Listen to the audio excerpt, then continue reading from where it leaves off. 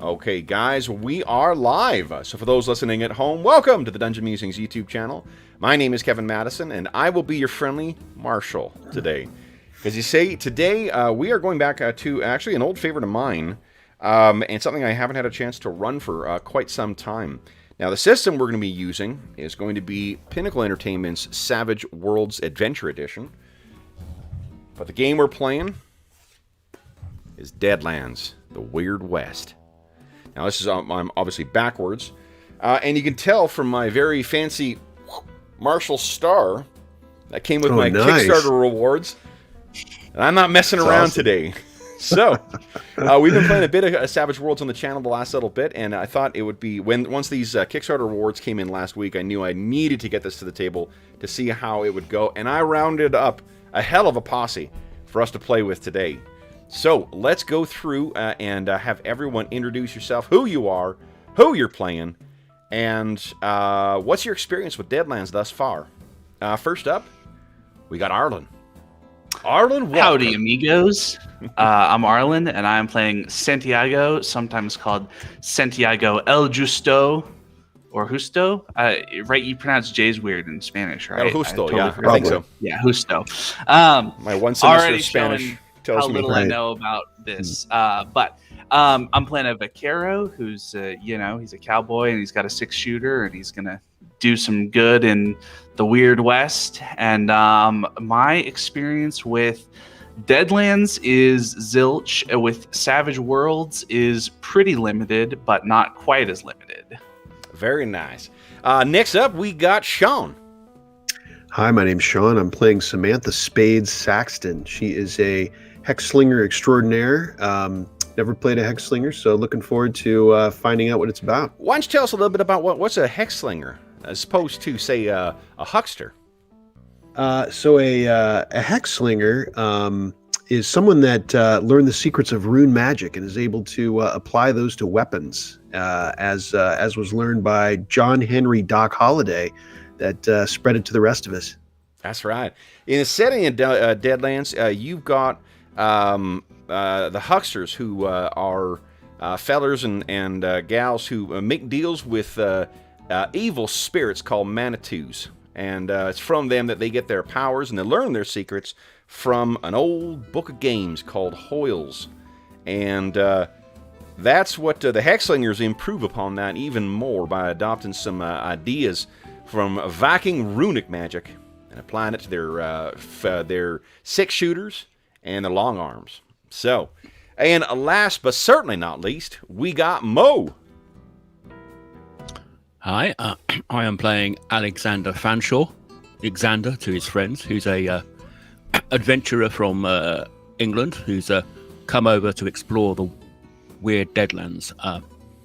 He's presumably a member of some explorer society back in London. Lovely. Now, I may have been playing to your accent there, Mo, when Mo offered to play 2 different kinds of characters, but when I saw that he picked one as being the Victorian explorer, how could I possibly resist asking him to put that lovely accent of his to work in this Weird West? So, awesome. So one of the things that, let's quickly run over what we're doing here today, apart from me doing a terrible Southern accent. We are, each of the characters the guys are playing are seasoned characters. They are characters with 1 tier of experience under their belt, and each of the characters come from the character cards that come in the new box set.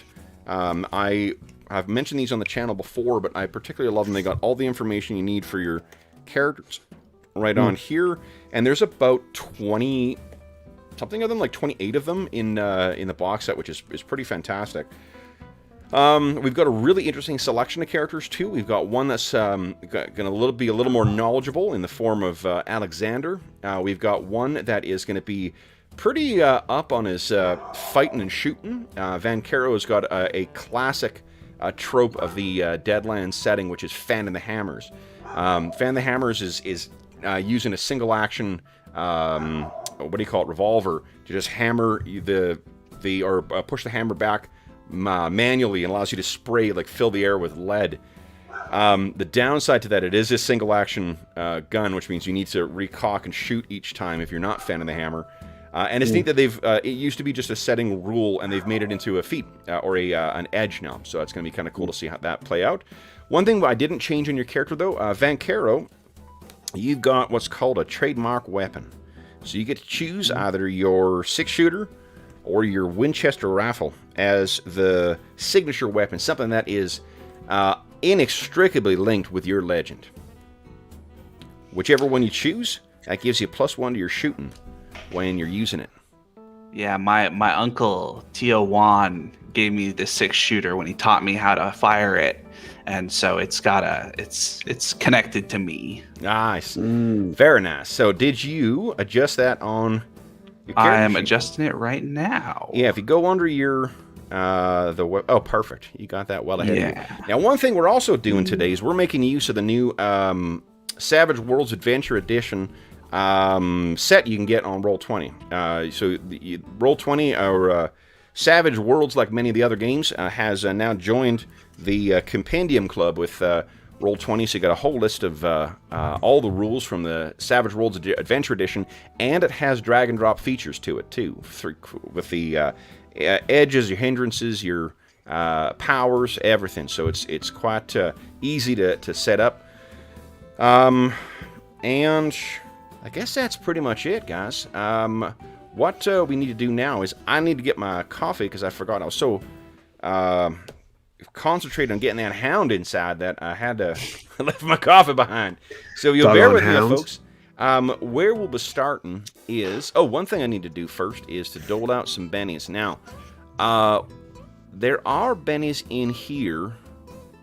However, the macro appears to limit it to 8. Have only 8 bennies. And that is perplexing because y'all start with 3 bennies each. So even in a moderately sized group, we're out of bennies pretty quick. What we've been doing in our Savage Rifts game is we just keep track of it with dots on the token. So if you just want to put 3 dots on your token as you make use of your bennies. And bennies are something that you can use to re-roll and you can re-roll your dice on a skill check as long as you don't roll a fumble. You can re-roll your dice on damage, and you can soak a hit if you get hit by some varmint who is either bushwhacking you or just is a pretty deadly opponent. You can spend that to make a vigor roll, try and soak some of that damage and reduce it. Once you take 4 wounds in this game, just like Conan, you're shuffling off to the hereafter. Then, other things you need to know. I'll be giving you bennies throughout the day as well, too. Particularly if you put on a highfalutin accent.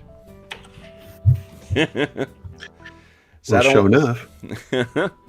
And I'm trying to think what else you need to know. Oh, I think you can spend a benny to redraw a card as well. Adventure card? I think so, yeah. Just double checking on my things here. I'm pretty sure you're right. Yeah, I got both. Oh, there we go.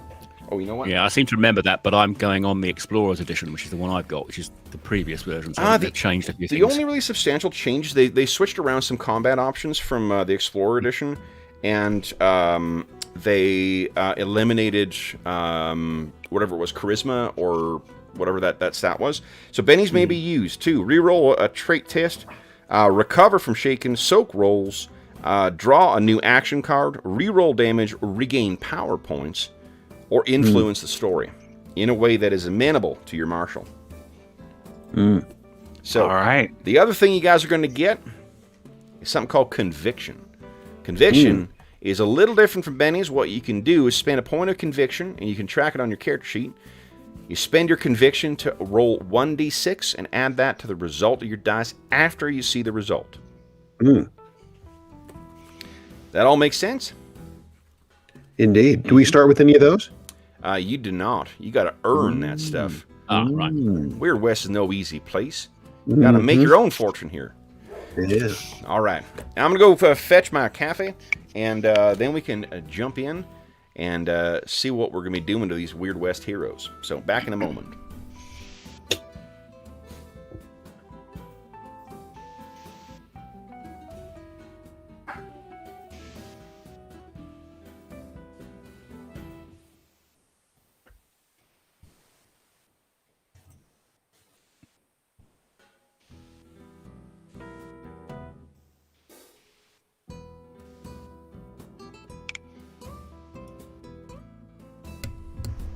All right.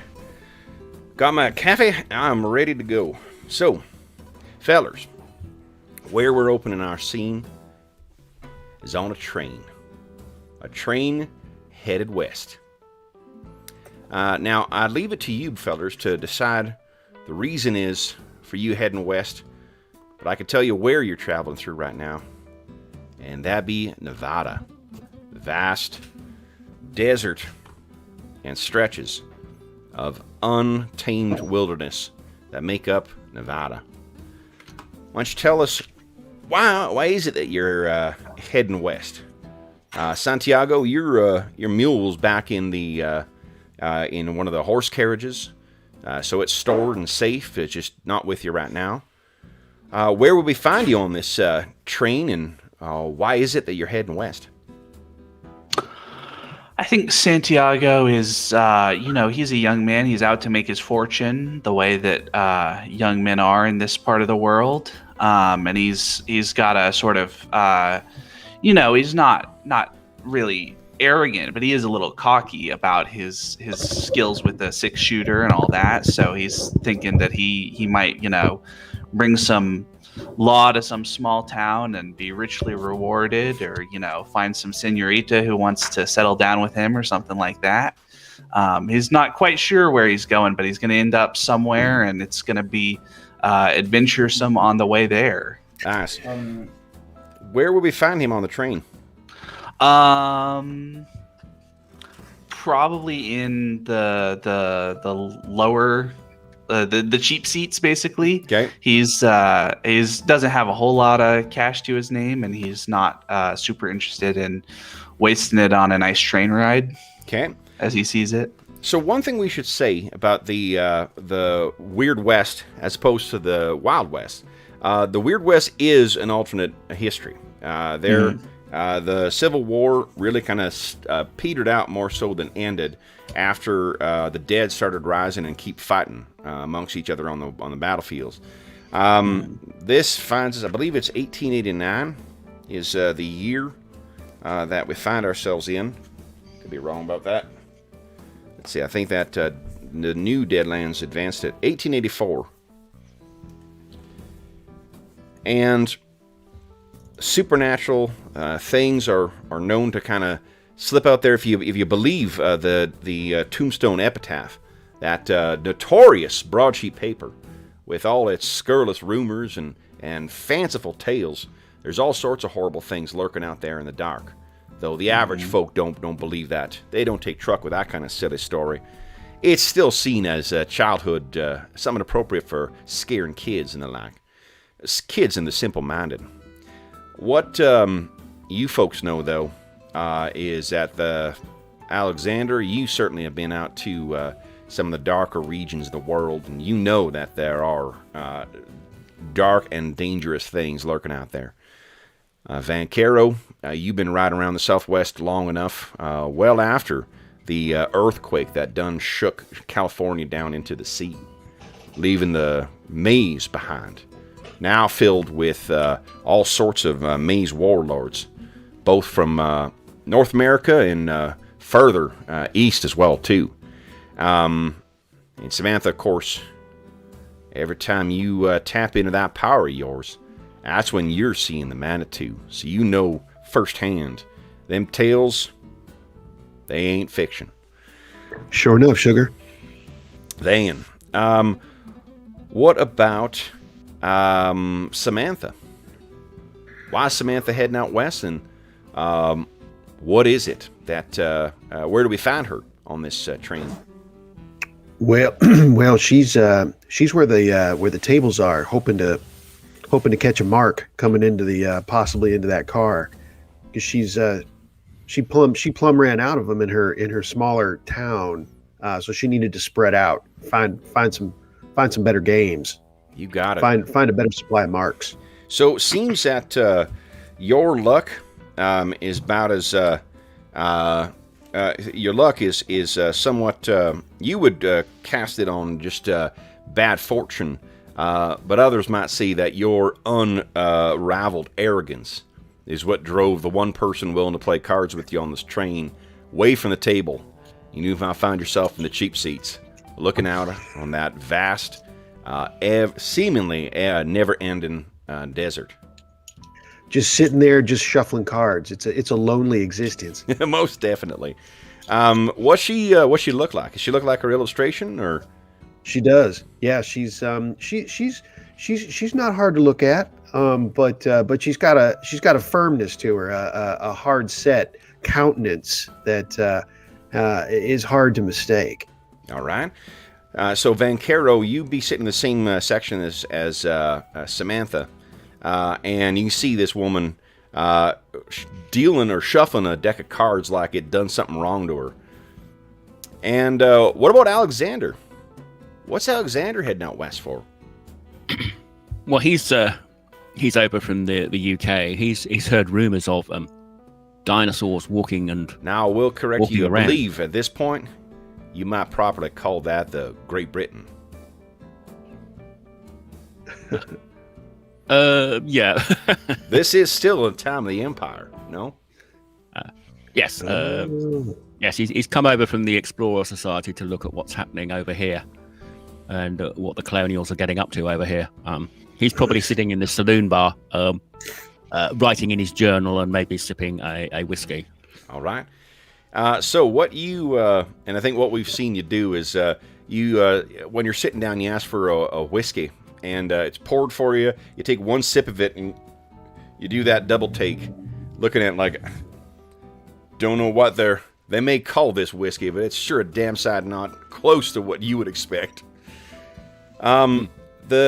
So at the time of our tale, there are a number. This is the time of booming amounts of railroads heading out west. Rail barons falling over themselves, and investors from out east throwing money trying to get yourself out, get the roads and the rails out to the west coast. The result is there's all sorts of different lines and all sorts of different providers that run crisscross across this open and untamed frontier. As a result, your train is nowhere even close to being full. There's almost nobody on here. You'd guess, if having looked up and down the train and did your very best search to find marks, Samantha, you ain't found nobody. There's about, you'd guess, in addition to yourself and that fancy-looking Mexican feller and that dandy-looking English feller, the old guy in the saloon, there's probably only 11 other passengers on this train. Now, That is disappointing. most assuredly.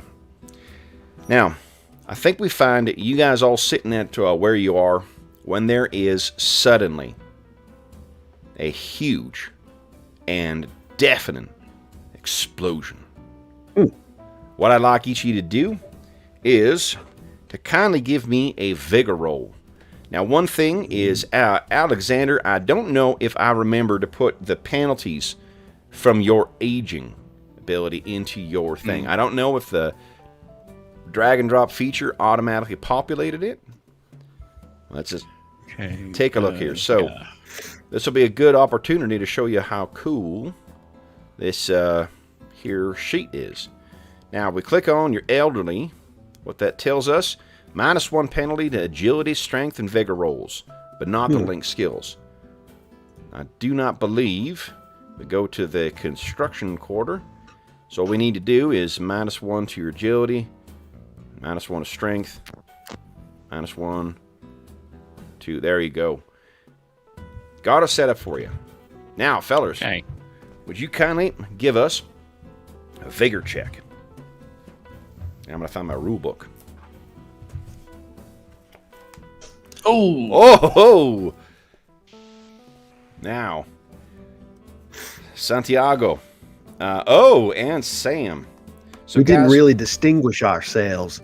Not quite. What we're taking advantage of here, guys, is one of the many very fascinating small rule set that we have in the Adventure Edition. This one is for quick encounters. What this does gives us a very quick way to just get a shorthand the outcome of a narrative scene. In this case, I want to see how badly y'all were hurt, if at all, in this sudden stop of your locomotive. Now, what you'll be suffering is fatigue. If y'all don't spend a penny to re-roll that stuff. No one got any critical failures, so you don't need to worry about not being able to re-roll. That single one you rolled there, you don't need to pay that no mind. Alexander, you clearly not the first time you've had a sudden stop in your transportation. There was that time in right outside of Mombasa where an elephant turned an ankle and nearly threw you. This ain't nothing like that. But Samantha and Santiago, what y'all want to do? You want to take your fatigue, which is -1 to all actions, until you rest for a solid hour. Sure. Yeah, I think that's fine. All right. So y'all are thrown, and you sort of fall near. I think you picture you go as you hit the ground. You both sort of snap up and both see each other, and you can tell that you two seem to be the only ones who in that carriage, apart from the other 3 folk who are in there, who seem ready to spring into action. Now, as you all are picking yourself up, and Alexander, are you dressed as we see in the illustration here, in your pith hat and your full khakis? I'd imagine he's probably wearing wearing a more Western type hat to fit in, but he's probably wearing typical adventurer gear, so like right. canvas coat, breeches. Does that hat look like it fits on him, or does it mark him as a greenhorn? I think probably he bought it in a shop out east, and because it looked good, so it probably doesn't look like the real deal to the rest of them, but he probably hasn't picked that up yet. Right. What's Alexander's? I don't want to play to stereotypes, though Savage Worlds does play to archetypes quite well. Is Alexander's first concern with the ladies and such in the saloon, make sure that none of them got hurt? Well, yes, he does have the he's got the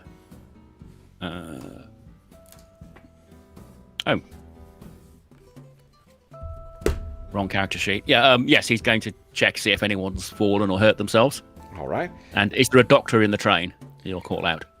No one seems to respond. I think we'll put the saloon car just ahead of where y'all are. So, Santiago and Spades, you can tell this iron horse ain't going nowhere no more. It is as Alexander comes over maybe to see about the lady. Spade shakes him off and dusts off her own pants and says, "All right now," and kind of looks at him like, "What are you doing?" And figuring him for someone that's not from around here. Oh, I'll tip my hat. Just checking, Mom. Mm-hmm. Well, you want to play some cards? But let's check out that explosion first. Yeah. In that case, I'm going to open the window and stick my head out and see what's happened up front. Yeah, so you stick your head out, and the first thing that hits you is, you ain't felt heat like this since you crossed the Sahara in 1855. And the wave of heat that hits you is, for those of you inside, you can hear one of the women who's accompanied by 2 small children kind of, with the heat. But what you can see, Alexander, your monocle clutched and sparkling in the sun, there's an awful lot of smoke coming out of the front of this here locomotive. Oh, it looks like something's happening to the engines, chaps. Well, that's... Is this train a connected one, or are the carriages separate? Can we walk through? You can walk through. It just requires a little bit of careful maneuvering. That's how you got from the saloon car back down to this passenger car. Although, with this thing sitting stationary, you ain't got no worries about getting rolled over. Well, that's just a bite in the ass, and she goes storming off down to the next car, towards the engine. All right. So you start heading up. Yeah, that'll take you through the saloon car. And there's probably one other car of coal and such, and then there's the locomotive. Santiago, seems that this woman is moving off in a direction like she's gotten a late for an appointment. What about Alexander and Santiago? What are you guys doing? Well, I'm going to go back to my seat. And I'm going to pick up the rifle. I mean, I've heard of attacks on trains, and then I'm going to follow Samantha. All right. And Santiago? Yeah, I don't think Santiago's traveling with a whole lot of stuff. He's got his pistol in his belt, and he slings his rifle over his shoulder and starts heading up towards the front of the train too. All right. So y'all make your way past a bunch of folks who seem stunned and still in place, like a deer with some kind of light towards it. You make your way up to the coal car, and y'all can already see smoke coming from the locomotive. Looks like there's a lot of damage. And Sam, assuming you're going to kind of scoot around the side, try and get to the locomotive, what you can see is that where the conductor and anyone else up there, they've shuffled off to the hereafter. Because there's that whole area. Looks like something in the engine threw funny and came up through into that cabin. Well, gall darn. And she's looking him over then. She's up there making sure, seeing if anyone can be roused. Sure. You make your way over there. There ain't nothing that can rouse these folks. What you find in there is 3 dead men. Santiago and Alexander, you walk upon this shortly after Sam gets herself up in there. You can hear the cry. Sam looks at El Justo and Alex and says, "Can you believe this?" And then sticks her head out to see about the sound that she just heard. Okay. You stick your head out, and what you can see is a buzzard flying overhead.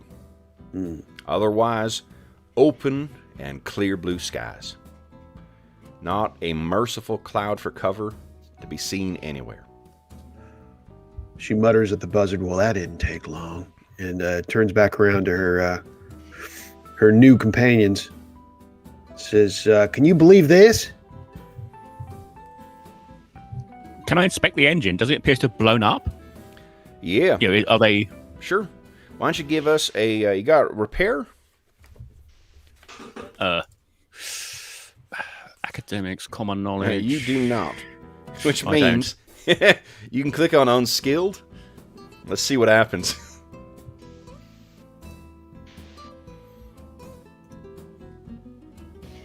All right. So sex ain't so bad. Fortunately, what you can tell, you wish you were better skilled with this type of thing. It's just like this time you saw. You were crossing the southern China border. All sorts of wild train tracks. You think that the Wild West is bad. You should see. Trying to match up German and French and American gauges all up with each other. It's just like that time. You see that it's thrown some kind of mechanism inside. It's come out.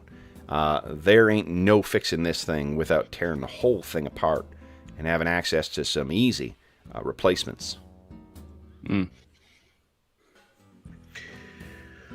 Well, I'd like to give the engineer an earful, but he seems to have passed into the afterlife, so I guess I ought to keep that to myself. So what you can hear from behind is the voice of someone. Hey, what are you doing up there? Get down. And, oh, no. Sacre bleu. God. And you turn around, you see a man who's dressed like a conductor. He's got that little, hat on. He's got the fancy uniform that they'd be wearing. He's got to be sweltering in this heat already with the black little ticker, clipper is at his side. And he looks in. Oh, no. Dead. Oh, c'est mort. Oh.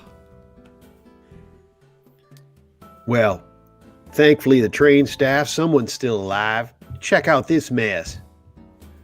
Oh, a mess indeed. What? What did you were not responsible for this, no?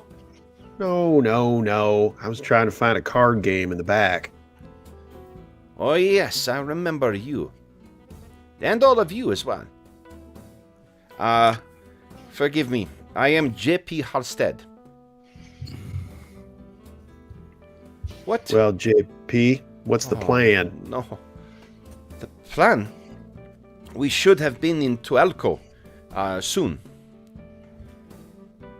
And you guys can all give us a common knowledge roll. See what we know about Elko. So common knowledge is sort of the general, you know. I'm rolling hot. What do you know about the world? All right, so Santiago and Alexander. You guys both know. So what you would know is that Elko is a kind of a crossroads as such. It's got several railroads that pass through it. It's a great place right near the mountains. So all a very easy place to get those railways through. What you know is it's also known as sort of the sprawling city town of warehouses. What you've heard about it, I think Santiago, you maybe, oh no, you didn't make the roll. You may have passed through it before. What you remember is really no accommodations, really no places to make yourself comfortable. Certainly no saloon.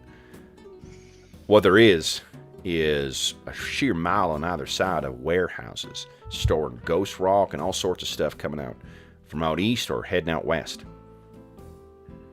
If y'all got a picture the scene at the end of Raiders of the Lost Ark, it's not a bad idea for what those warehouses in Elko might be like. And that wasn't our final destination, right, Kevin? Most certainly not. Nobody, not unless you were planning on working as a warehouse hand or supervising same, nobody want to stay in Elko. However, both Vancaro, you look up and down the line, oof, the nearest place back down the other way is at least 2 days in walk.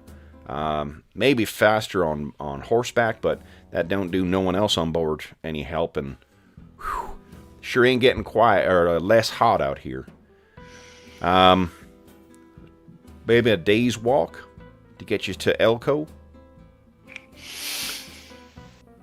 I guess that's what we're doing. I take it you can't contact them by the telegraph. Telegraph runs on lines, boy. You see any lines around here? Okay. I was just wondering if there was one by the side of the track. If not. In that case... You see that photo on the screen there, Alexander? You see any lines there? Okay, Mr. JP then. I do like the idea that Alexander asked for that. Well, why don't we just send a telegram? Oh, that's what we do in Great Britain. You know, exactly. Telegraph wires when you're trains. Right. Shoddy work, man. In that case, I will. Well, if we're going to have to go for help, will the ladies and the children be safe here? Have they got food and water? JP says no. We ain't stopped for which is we don't have that. We don't have supplies for that. You must take us with you. His accent's all over the place because I can't do a French accent. That's okay. He's picked something up from the locals. Yeah, exactly. There you go. Yeah. There you go. No joke. So I used to do jobs years, and this is like 15 years ago. I had a job at a call center, and what it required us to do was calling into places in the southern states. It was like a servicing thing, like checking up on service stuff. I got in trouble so many times for accidentally parroting people's accents back to them. Because you just can't, especially with a southern accent, it's so fucking hard to not sound like you're just mocking them or, Right. Too much fun to do. Anyway, never called the French, though, unfortunately. There you go. Yeah. All right. So. Well, certainly the bar's got to have some snacks. Grab some of that nonsense in there and a bottle of liquor, and I guess we have to be on our way on foot and hoof it. So both Alexander Oh, Alexander, you can tell them, like, liquor. They think they're going to keep hydrated with liquor. That's a surefire way to get themselves dead in this heat. Yeah, what you want is tea. So there are no other animals on the train apart from the mule? The horse, we don't know how the horse did, actually. Yeah, I guess we should. I guess I should. So I'll sort of tip my hat and say, Caballero, Senorita, I think I've got an idea.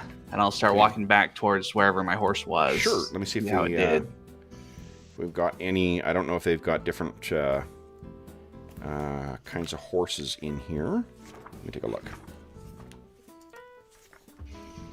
Does not. Horse is a horse is a horse. So, horses are in the core rulebook. So let's see what their vigor is. It's either a D6 or a D8, I'll bet you. Mm-hmm. Here we go. Horse. Vigor is a D8. So go ahead and give us just a flat D8 roll. It's not a wild card, so doesn't get the benefit of the wild die. Oh boy. I think it threw a leg then. So you open up and do you want to give it a name before you put a bullet in it or not? We haven't named your horse yet, but... Oh no! Bullseye! Bullseye. Appropriately named. I'm going to have to put you down, buddy. All right, so you open it up and it's a mess. Unfortunately, there's a bunch of the other horses... fell on top of each other, it seems, and they've all gone lame. So you hear a popping from the far end of the train, and we see Santiago, his hat down low. What does he say to everyone when he reaches him? So, yeah, Santiago comes back, and he's got, a little wisp of gun smoke trailing from the 6-shooter, and he says, I'm afraid my idea turned out to be less than practicable. Yes. Well, isn't this just a fine bunch of nonsense? Right. So then, on foot to Elko, is it? Looks like so. it's... Afraid so. JP seems to very quickly fall in with whatever you guys want to say, whatever you guys think is wisest. So you all, the upside to this is there's absolutely no chance of you getting lost. You just got to follow these tracks for a while. Now, there are rules for heat in this, so let me quickly get that. Okay. He said it's about a day's walk. It'll be the majority of the day, and unfortunately, it's this happened not too far into the morning. Possibly we should wait till nightfall and not try and travel during the heat of the day. It's possible. That's kind of what I was thinking, that might be a early solution, morning. But the trade-off, of course, is that we're in the train for a while, so we're still going to take some heat exhaustion from that. I think what JP leans in, and you realize, so he is on, I think it's the LaCroix line. He leans in and says, I would not want to be here at night. You guys Nastiness outside. He sort of like looks around. Have you not read the epitaph? That's a course for the tombstone. Caballero, I'm not a big reader, but every once in a while. Is there a copy on the train that we could look at then? Probably. There's nothing specific. What he's just referring to is that he's just saying there's like walking. Yeah, I think Alexander. We maybe see a moment where Alexander, his big like elephant gun thing over his shoulder, sort of studying out, and we see slowly tracking across the train, and yeah, this is a wide open and untamed place, and there's all sorts of horrible shit that could lurk out here. Well, it just keeps getting better and better. Bag of nails this is. I guess we better... I'll still take that bottle of whiskey, but I think we better get started. All right. So here's what I need from everybody is... Sorry, Mo, did you have something to say there? Well, Alexander's going to suggest... Well, he's going to suitably order JP. Well, sort out everyone, make sure they're all ready and get moving, and then take an inventory of any food we have. Right. So the food y'all got is meager at best. Y'all are able to get enough together, and all right. Hopefully, with luck, you'll reach Elko about 4 hours. What that does require, however, is yet another vigor roll.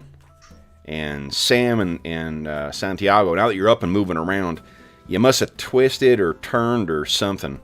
You're a little winded. So, what I need is, in addition to that, boy, it's Nevada heat. Alexander, you're not sure you felt anything again like this till that time you were in Khartoum. Now, what I need from everybody is another vigor roll with another -1 to it, please.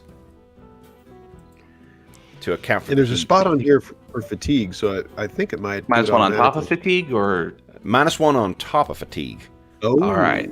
Yeah, it's plum cooking out here. Oh, Santiago. I'm not used to walking. I'm more used to riding. Most surely. There's a And reason. it's not supposed to ask us about modifiers, right? We just do it manually. It is. It should ask you for modifiers. Oh, I'm not getting asked. So maybe that's a Hold on. switch. Let me. No, I thought I set that up. Yeah, for it everybody. should prompt for misc modifiers. One sec here. Yeah, I'm getting the prompt, so maybe it's just... Maybe I just didn't set it up properly. Hold on. I bet you I did it on the Huckster, not on the Hexslinger. Give us just a sec. Samantha here. got shortchanged again. I know. Madison Bush League DM. Jeez. Damn. All right, you should be good to go now. Excellent. And you can go ahead and re-roll on account of my failure to adjust the sheet proper. All right, so we got failure on the count of Santiago. We got a failure on the count of Alexander, and a failure on the count of Samantha as well, too. Even with 2 times that bad. Then, fellers and ma'am, you want to stick with those rolls, you want to spend a Benny to re-roll. Bennies are one of the ways I will point out that you really kind of capture the heroic nature of your characters and avoid that. You shouldn't be holding on to them like they're money. You get every session starting with 3. You ain't spending 1 per hour. You ain't spending them wisely. All right. Okay, I'll try re-rolling effectively. Sit down, have a rest. Well, you for can't 5 re-roll. minutes. No. You can choose spend a Benny, or you can choose take a rest there, old man. Those are 2. Oh, we spend a Benny just to ignore it, right? I'll Nope, spend you a Benny. spend a Benny to re-roll. You see that re-roll feature on there? Okay. That's why that's there. And if you're wondering, well, maybe I can just tough it out. If you fail your second time, you get exhausted, which means you get -2 to all rolls. So that was 3. What are you thinking? Samantha's re-rolling. As am I. Right. Hey, there you go, Santiago. Oh, I forgot to put in, so it's a 4 instead of a 5. 4 but is that's all you still a need. success. Reminder, so Yeah. any task that you're doing in Savage Worlds, unless it's against something, is always only going to require 4. And a 5 from Samantha. Look at that. She dug deep. She did. Alexander, is that your re-roll there? Yeah. Should the wild dice be negative as well, or is it just the primary dice? Yep.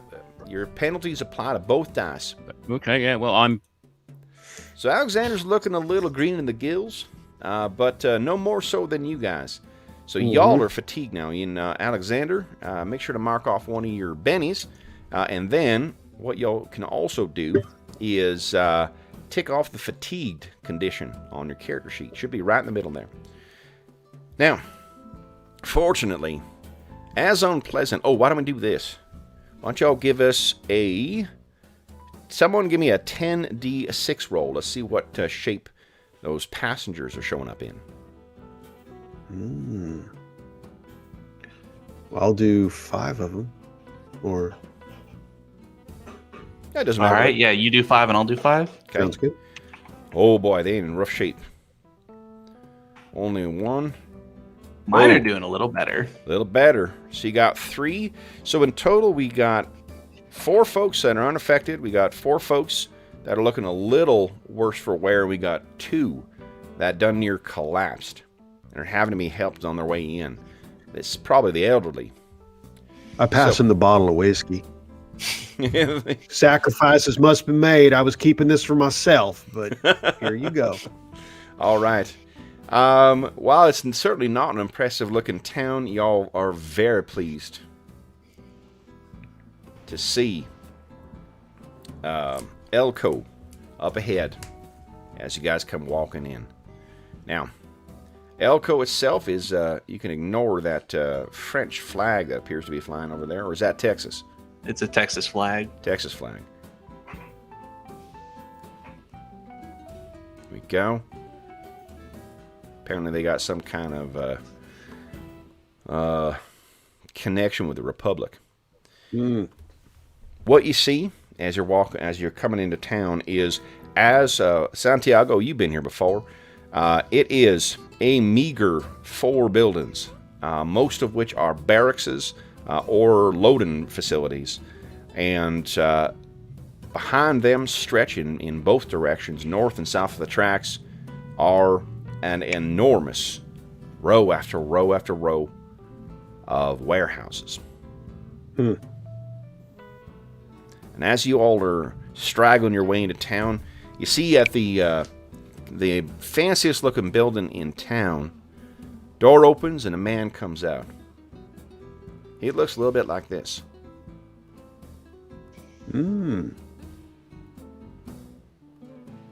His shirt's not quite so crisp and white. His hat and trousers are a little more dust covered. He does have that pocket watch pinned to the front of his vest. He walks out and says, What's this then? What are you doing here? The accent JP, marks him someone from out east. JP, looks like you're up to looks like your turn here, son. So he turns and makes his way up to the agent, and you hear him talking a little bit. And as he's talking to this guy, you overhear the rail agent's name is Dan Worthington. And as he's talking to him, you guys can hear some chatter behind you. Would you guys each give us a common knowledge roll again? See if you can put anything together here.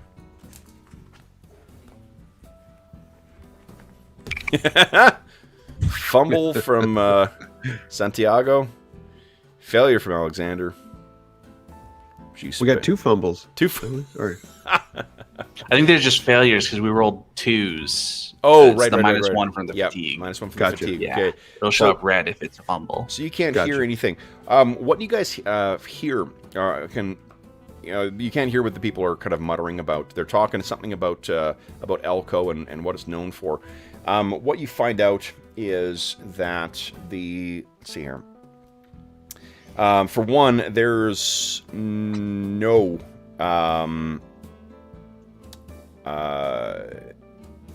there's no accommodation, no services to be found in Elko.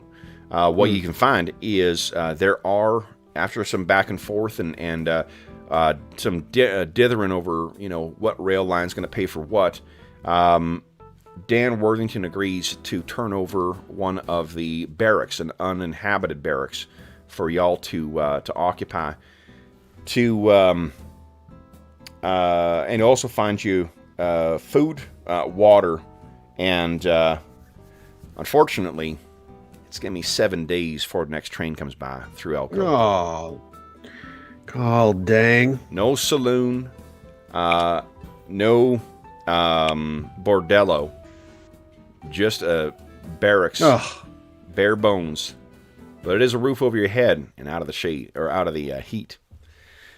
So, Well, ain't this a lick and a promise? Damn. Uno semana? A whole week? so what do you guys you he's talking to JP's talking to Dan. If you want to jump in whatsoever, you're free to do that. But if not, then that's sort of the accommodation that's made. And did you say that there is no saloon or just a very unimpressive saloon? No saloon. This is a work town. This is a place where the warehouse workers come in. Though, looking around, I mean, it's not exactly bustling. There's some warehouse workers here, but if as you guys and the passengers make their way down towards the one barracks that is going to be your home for the next week, you guys can find that there's really you can see one work crew go by, but like it is almost a ghost town. They way overbuilt for the amount of workers they would need for here, which is a stark contrast to the number of warehouses. It's like a, shipping Sargasso almost. Worthington, where in tarnation is everybody? Alex, I'm saying that to the rail agent. Oh, rail agent. Okay. He says, I don't know. I work the train. But we wait. The train will be here soon. So he makes his way in and then sort of divests himself from any responsibility with the rest of the passengers. Once they're all in there, he heads over to a corner. He drinks some of the water that's been provided. He grabs a small plate of food and then goes and collapses down the bottom bunk of one of the bunk beds that's all rowed up in here. This is if you think of like a Spartan army barracks, it's very much along the lines of what this would look like. Well, that hombre is worthless.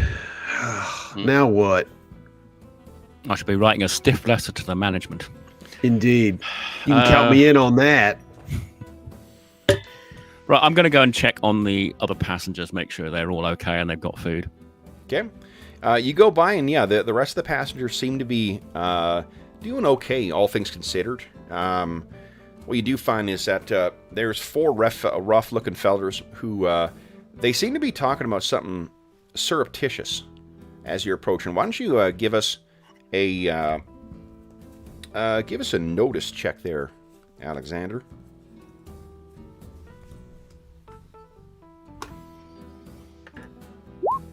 What is Alexander Featherstonehoff? Is that his last name? Yes, Feather. Yeah, I'll tell you how it's pronounced. It's Featherstone. Featherstone? Of course it is. So, the reason I was asking is I feel like if he's an explorer of some renown, he's got to have a knighthood, right? He might be sort of member of a minor nobility. Probably doesn't have actually a title. Not for the nobility, for recognition of his exploration activities. Oh, right. Yeah, I think he might be. I mean, he's no Livingstone or Stanley or someone like that, but some second tier, maybe. All right. So then, what? Fortunately, these folks clam up. Oh, Alexander, you rolled the wrong ability. Notice is what we need, not common knowledge. Yeah, notice is the. It's at the bottom. Oh, is it at the bottom? Because you're not scrolling? Yeah. Oh, forgive me. I did not see. So what you can hear them talk about is something about they're muttering about some kind of lost cargo. We got the whole week here. We go find that lost cargo. And shut up. He's coming. That English feller's coming. And you walk past them, and every single one of them has some different way of looking suspicious. One's got squinty eyes. One's got just like the worst poker face. Sam may have been fleecing this feller on part of the trip out. Another one's looking a little like roly-poly. He's red-faced still on account of the thing, but he's got a sneer on him that might turn water off.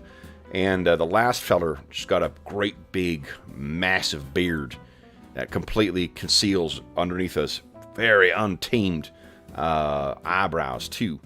All of them are glaring at you. And the tubby feller says, "We're fine, old man. Why don't you see to yourself? You darn foreigner." Well, I'll let that ride for a bit, and then maybe talk to the others about that a bit later. Sure. So you head back. What about Spades and El Justo? If maybe Spades overheard at least that latter part, and what's the guy with the bad poker face? What's he go by? What's his name, or first or last? They all just call him. Let's see, what would they call him?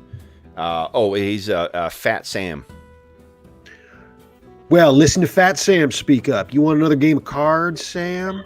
You leave me alone, you harlot. You're a cheat. Yeah. You, doesn't look like you got any more funds anyway.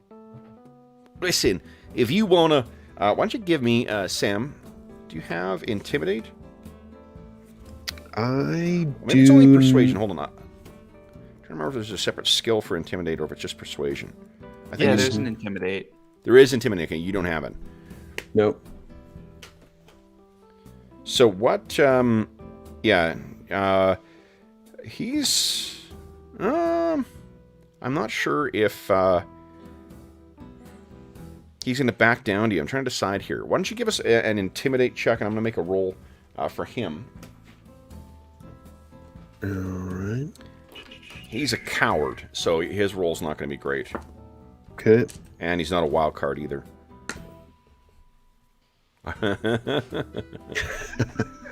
So we did. You actually did better than me. I got a -1 total. So he's about to get himself up, and you spare him a look over, and he quickly settles down and takes out his frustrations on this dry biscuit that he got from Dan. One other thing I want to point out too. So this was another weird Kickstarter reward. Was that cool metal dice? Oh, very cool. Yeah. It's the first set of metal dice I had. And then every game of Savage Worlds, they usually use poker chips. The first game that led to the creation of Savage Worlds was Deadlands, and it used poker chips as a mechanic, a variety of different poker chips. That's carried over as bennies. But for the Kickstarter reward, Ghost Rock. Oh, cool. It's a bag of Ghost Rock you got. That's very signature for the setting. So you can hand that out as bennies. Pretty cool. Yeah, that's cool. All right. So then, the rest of you guys. Don't overstep your stride there, fat man. I'll be back when you got some more funds. That woman. He's muttering away over in the corner. Cowards tend to beget cowards, and all four of them, they're sure talking amongst each other, but making damn sure you can't hear. That rune-etched gun of yours sits pretty easily on your hip. Mm-hmm. Now, what about you, El Justo? I think he's sort of followed along with Alexander and Spades to make sure everybody's doing okay, and after it seems like they've done all they can for the civvies, is just gonna go back and pull his hat down and lie down and get some rest in, because he got a little winded earlier. Yeah. So all you need is, I believe, 2 hours of rest. Get yourself back to fighting form. Alexander, that counts for you as well. Also, I think I was going to say I've got this Atlan edge, which should have given me +2 when I was checking what my edges do. So I think I probably passed, but passed. Well, you got an ability and you forget about it. Yeah, I won't in the future. So as they say, that's the way the cookie crumbles. So no way of learning your skills better than failing to remember one at a crucial moment. It's the way the cow pie crumbles. Certainly does. Elan is also, just as an aside, Elan is such a fucking great ability. It's it's one of the characters in the Rifts campaign, or has that as well, and it's been clutch in a couple of rerolls. What does it do? When you spend a Benny to re-roll, you get +2 to the result. Oh, nice. Yeah. That's big. There's a lot of great edges, but just because of one of the, Bennies only really come up when you need a clutch result. It's a pretty cool ability. Mm-hmm. All right, then. Go ahead, Sam Sean. says, and she takes off her hat and fans herself some. Well, there ain't nothing to do. There ain't no food, and it's hot as hell. So I guess I'm gonna I'm going to take a load off for a couple hours unless someone needs me. And Alexander, there's a saying about mad dogs and Englishmen in the noonday sun. But boys, it feels nice to be indoors. You can take a little rest and get yourself... Yep, I'm going to find a bunk and put my feet up. All right. Then what do you folks plan on doing? What do you reckon you're going to spend your evening doing? I mean, she mutters to her comrades at some point. She says, well, apparently there's some workers around here, and they're going to get bored just as much as anyone else. So maybe we take a little bit of a hoof around the parts, and even though there's no saloon, maybe they make up their own. Right? El Justo or Alexander? What are you thinking? Sounds like an idea. So that is a perfect segue into yet another very interesting mechanic in Savage Worlds Adventure Edition. That would be the networking. So what you can do, two different ways you can go about this. This is effectively the mini system that figures out what ways of doing finding information. It's adapted from the rules originally came out in Deadlands Noir. What you can do is approach the nice way or the not so nice way. That dictates what skill you're using. If you want to use persuasion in this narrative sequence, you can use persuasion. You can use the nice way. And if you happen to spill some money around too, offering some rewards or perhaps bribes, that may give you a bonus to that result. The not so nice way, it's not money you want to give them, it's iron.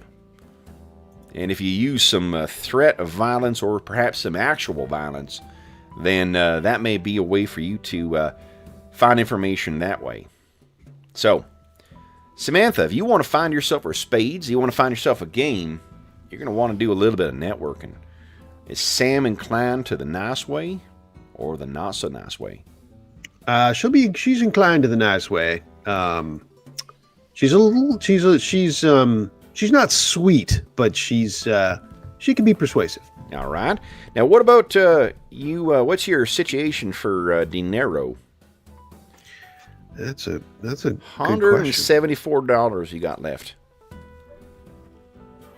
You plan on parting with a little bit of that for trying to help loosen some lips among these warehouse workers? Or you just want to make you feeling confident that your persuasion will be good enough? Could I actually assist that? I've got the reliable edge. If you can't find a way to narratively incorporate it, then no. Persuasion? Well, how are you going to do that narratively?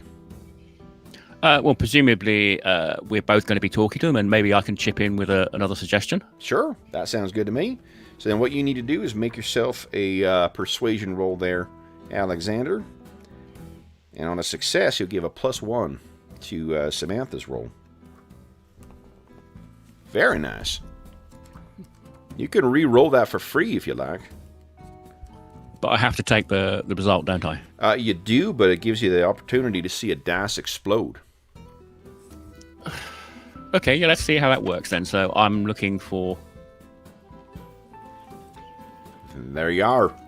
All right, so 7, still not quite good enough to get a raise. Raise is when you roll 4 over what your target number is. Reason that's important for this is it gives a +2 instead of a +1. Oh, yeah. So I'd have needed an 8, didn't I? Yeah. Okay. That's right. All right. Now, you know, a good card game can pay spades. So yeah, she'll spread around a minor bit of cheddar, a little bit of coin. Sure. Let's see what it says here.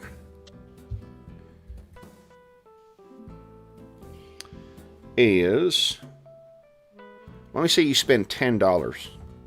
All right, is that on this here? So that'll give you a +2 on top of what you got already. And El Justo, you got anything you want to do to try and help with this roll here?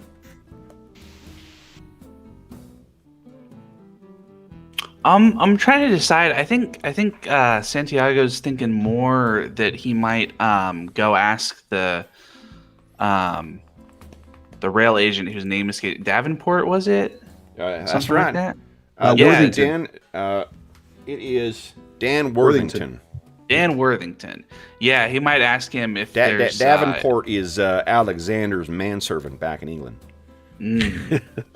Dan Worthington. So Yeah, I he's think, wishing he brought him with him because he could have rustled up some tin. Damn that Davenport. Where is he? I think Davenport, the reason you didn't bring him with you is because he's got 20 years on you, Alexander. He's been with your family since as long as you can remember. So He So would have he's not wilted like in this him. heat. he would have been dead for sure. Yeah.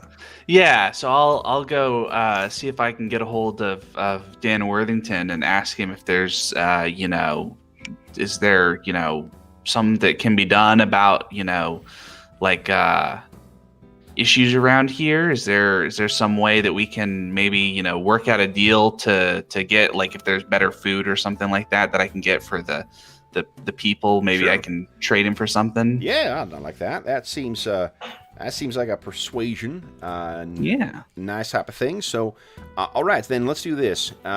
Sam or Spades, why don't y'all give us a persuasion check, and you're going to get a net +3 to that roll on account of Alexander's fine manners and your dinero.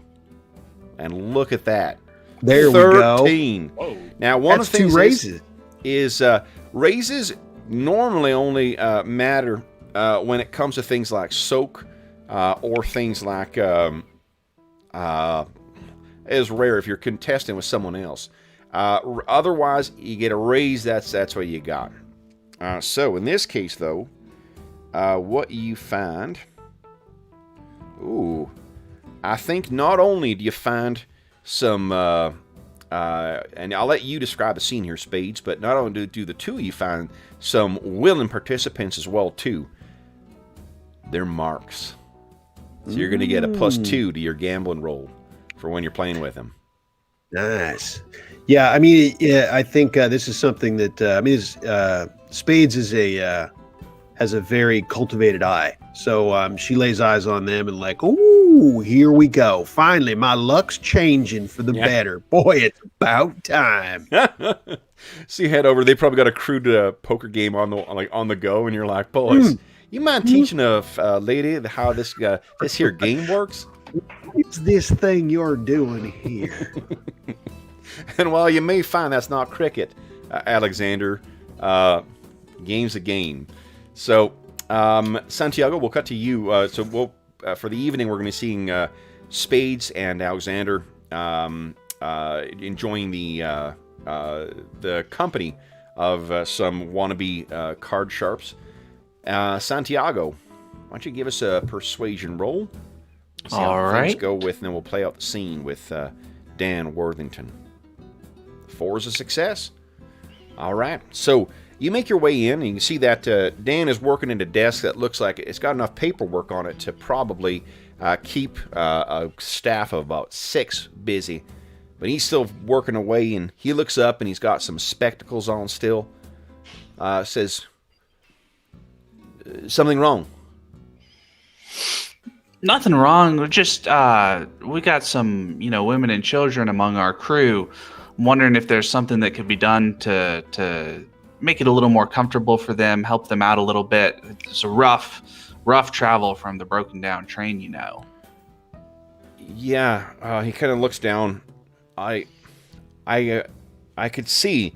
And he kind of leans back at his chair, and you hear the creak of the wooden chairs it shifts. He says, I got Elko. This isn't a vacation spot. I know. I'm. Don't worry. I'm not asking for manna from heaven, but I'm just wondering if there might be, even if we could buy maybe something in the warehouses that might, help them. No, the nothing. Anything that's in the warehouse. I told JP about that. Y'all gotta keep away from those warehouses. That is freight. That's in transit. That's got to be. We can't open any of that stuff. That's in transit. And I mean, like, you know that it would take 1,000 trains to empty those warehouses, so... Yeah. Forgive me, amigo, I didn't mean to suggest that you would, be dealing dirty and giving out gear for free, but I think that we could probably make an agreement with whoever it is who owns the gear and, use you as an intermediary. He looks around at the, all these wooden cabinets full, no doubt full of paper and stuff, and he says, if you could tell who's got what, I'm happy to talk, but we ain't got no telegraph here. We ain't got no train that's showing up until 7 days for hence. So by the time we got word out to whoever owns these things, if I could identify that, and he looks around all the piles of paper, this work to do, you people will be off and on your way. I'm happy to give you what I can to keep them safe and healthy here, but we ain't got much here, sir. It's nice of you to care for them, though. Well, I suppose if there's nothing to be done, there's nothing to be done. I think that's the end of what I can do for them, it sounds like. But if something comes to mind, let me know, and we'll work out a deal. We'll figure out how to get these people, even, an extra blanket for a cold night might be helpful. I can arrange an extra blanket. I can bring extra blankets down. We got those in abundance. And I'll look again and see if anything got left behind by anyone. Keep them kids occupied as well. But of course. You gotta... I told JP this. Keep them people away from the warehouses. There will be no tampering with the warehouses. Perfect. Then...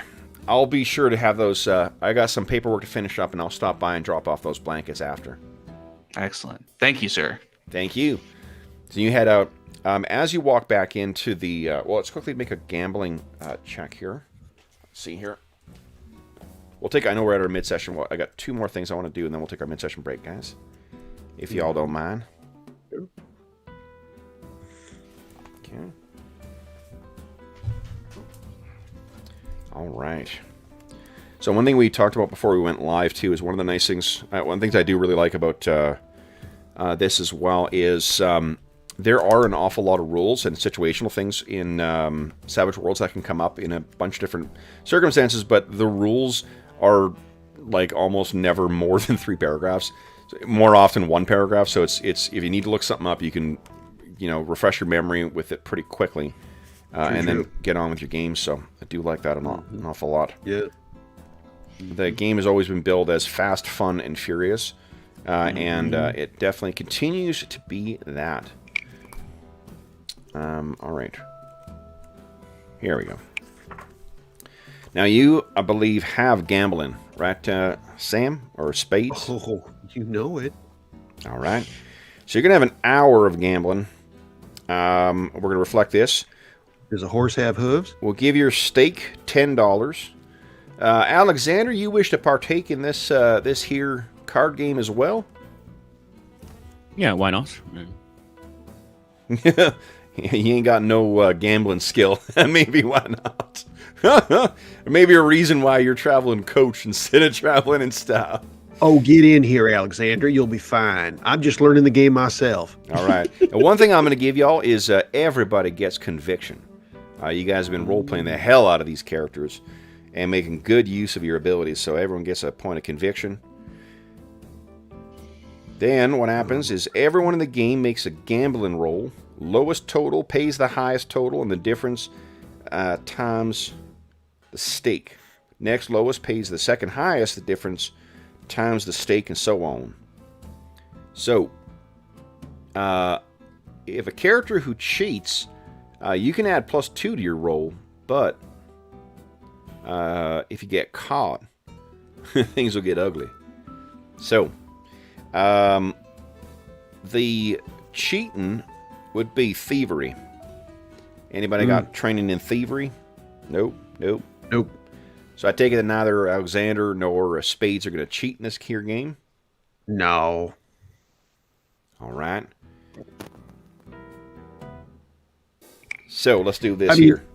Unless you do count the cheating, she does. She, of course, she goes. Well, I mean, I don't know. I've only played with my grandpappy twice, but I'm happy to see what I can do if you show me how. Sure. So I think, let's see here. What I'd let you do if you're playing down your familiarity with this here game. What I'll grant. Hold on. Where are you? Where are you? Trying to find a list of skills here. And so I think that's going to be a persuasion check then. All right. Yeah. So go ahead and give us a persuasion check there, Spades. Let's see here. Oh, that ain't good. All right. So then... She overplays her hand. Yeah, why don't you guys go ahead? So to speak. These guys will have gambling in 4. So Alexander and Spades, both you give me a gambling check, please. Had you told me before that they're marks? Did you? You want me to do. have a That's positive? right. Yeah. So you get +2 to your gambling roll. Alexander, I'll give you that as well too. You can have +2 to your gambling roll. So I rolled. Should I explode? Woohoo! So I got a 7 on mine. So then, let's see here. Spade luck's a changing. Samantha, that is a difference of 7 is 4. 4 times, you get $40 you take out of these boys. Woohoo! And Alexander, unfortunately, that is a difference of, well, you get to add the +2, because these fellers are marks, but that still leaves you 2 behind what they rolled. So that means, Alexander, you're going to lose $20. Okay. So you're down $20, and Spades, you're up $40. Now, Well, gentlemen, I don't even know what happened. Did I win? well, this is what. That's great. Well, I'm saying this is why you have to call your hand. Vancaro, El Justo, you make this. So we cut from that scene to El Justo making his way back into the barracks, and as you get your way back in there, El Justo, you're looking around, and didn't we have 10 passengers before, not 6? Where's Fat Sam and the others? Seems that in your absence, they may have vamoosed off somewhere else. And Well, they were. you don't have long to linger on that, because we cut back to the scene. One of the workers steps out and walks off to the side to relieve himself up against the side of one of the buildings. Slightly cursing, oh, that woman. She's much better at this than I let her on. And there's a low, in the darkened alley, there's a low growl. He looks over. Someone bring a dog in here? And then, what we, the viewers, but you, the players, have yet to see is this. Leap out of the darkness and land on this guy, followed by 2 more of these things. He screams. And as we take our mid-session break, Spades, Alexander, and Santiago, we all see you turn over in that direction, and you can hear several growls. 2 from outside of where you are, Santiago, and that scream from outside of where you guys are. So, guys, let's take our mid-session break. Then we'll come back. 5 minutes? What is it? 5 minutes, yeah. Take 5 minutes, and All then right. we'll be back. Cool. Check in with chat, and then we will get on with our evening. So back momentarily, folks.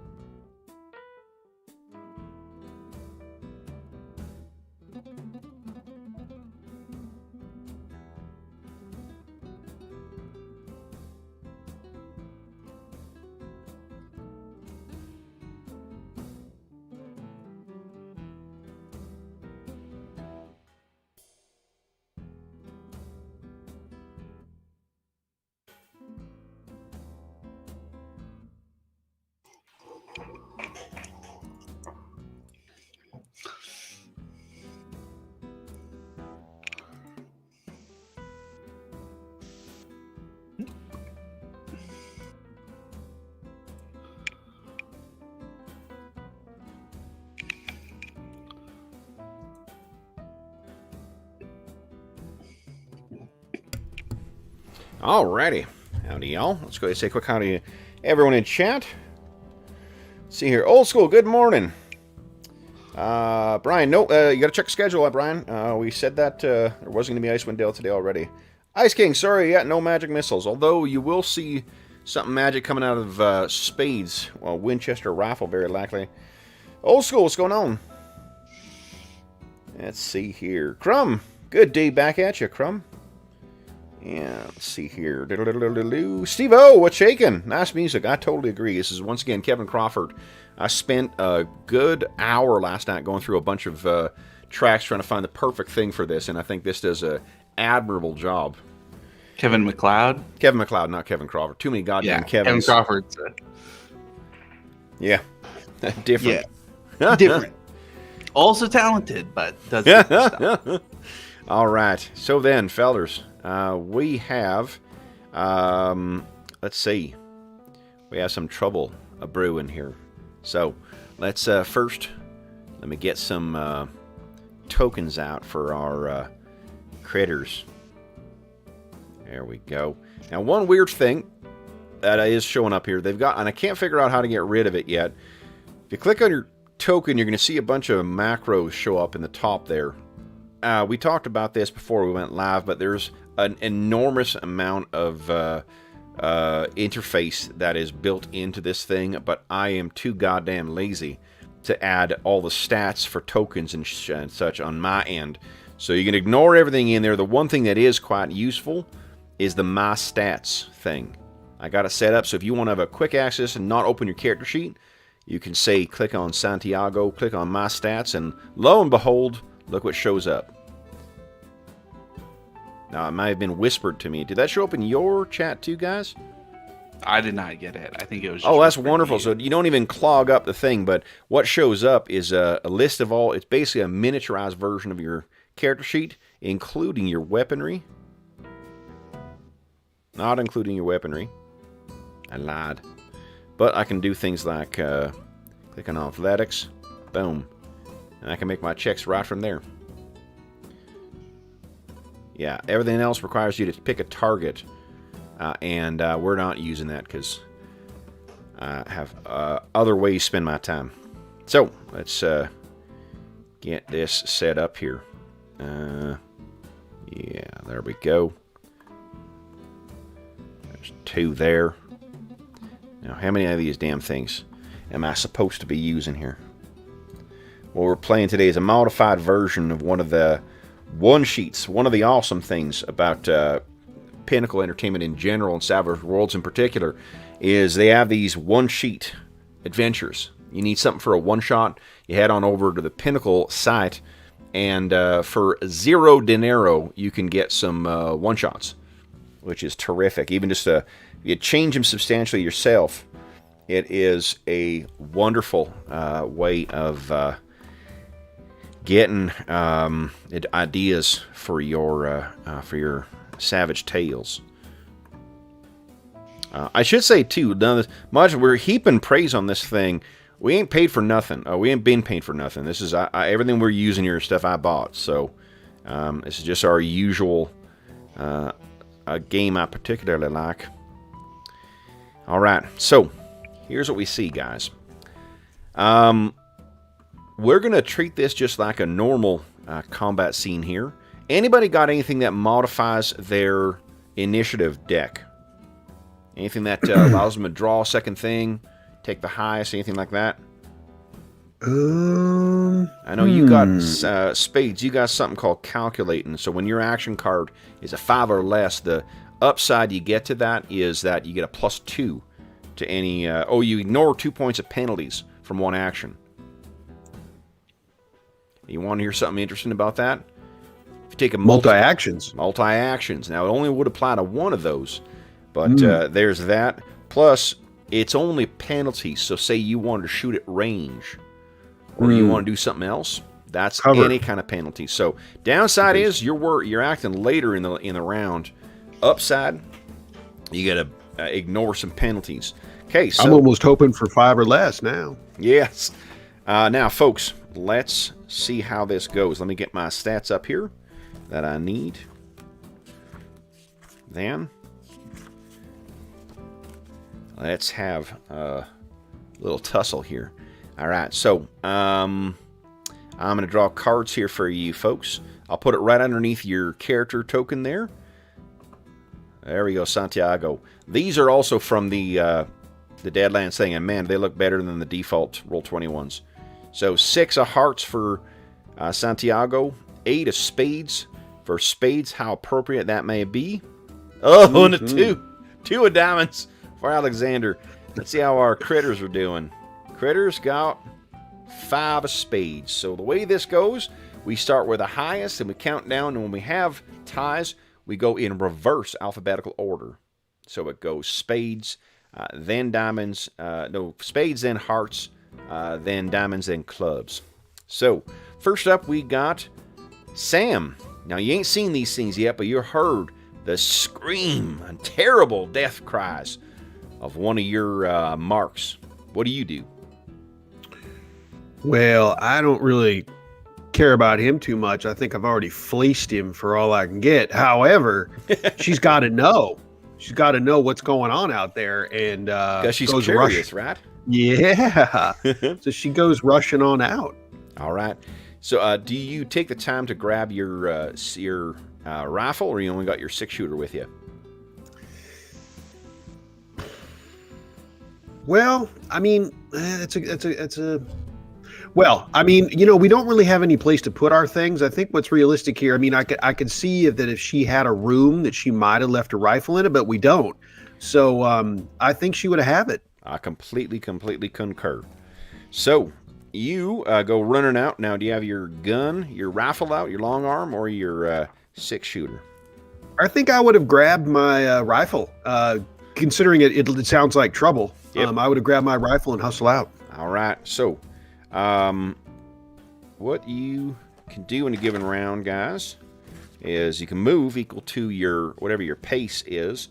Y'all are human, and I don't think you got anything else modifying it at present, which means you're going to be moving 6 yards. I think that'll be sufficient for you to run out of the barracks and along to the side there. But I think what I'm going to impose is a running. Why don't you give us a click on that run dice of yours? Let's see how much distance you can make to get it all the way outside. I think you need 3, we'll say. Pace, right? That's the pace one, I think. Yeah, there should be a dice underneath there. That's your run dice. Oop. I did it twice, my bad. That's one. okay. I'll do the same anyway. Run doesn't cost you anything. It just gives you a -2 to your next action. Okay. So go ahead and click on your dice there, Sam. The run? The run. Oh, piece. I see. Yeah. Sorry. That's okay. Dang it. All right. There we go. There we go. You run 10. Fucking great. So you're all the way out in the alleyway. What you can see is there are 3 of these critters crunched over, tearing this guy apart. What in the Sam Hill? All right. Oh, and in fact, you know what I need from you? Oh boy, because this is a what do you call savage setting. There is something called the fear level in different places in Deadlands. Mm-hmm. This place, Elko, it's a little creepy, not too bad. Fear level is 2, which means it gives you a -2 to your spirit roll to try and avoid fear.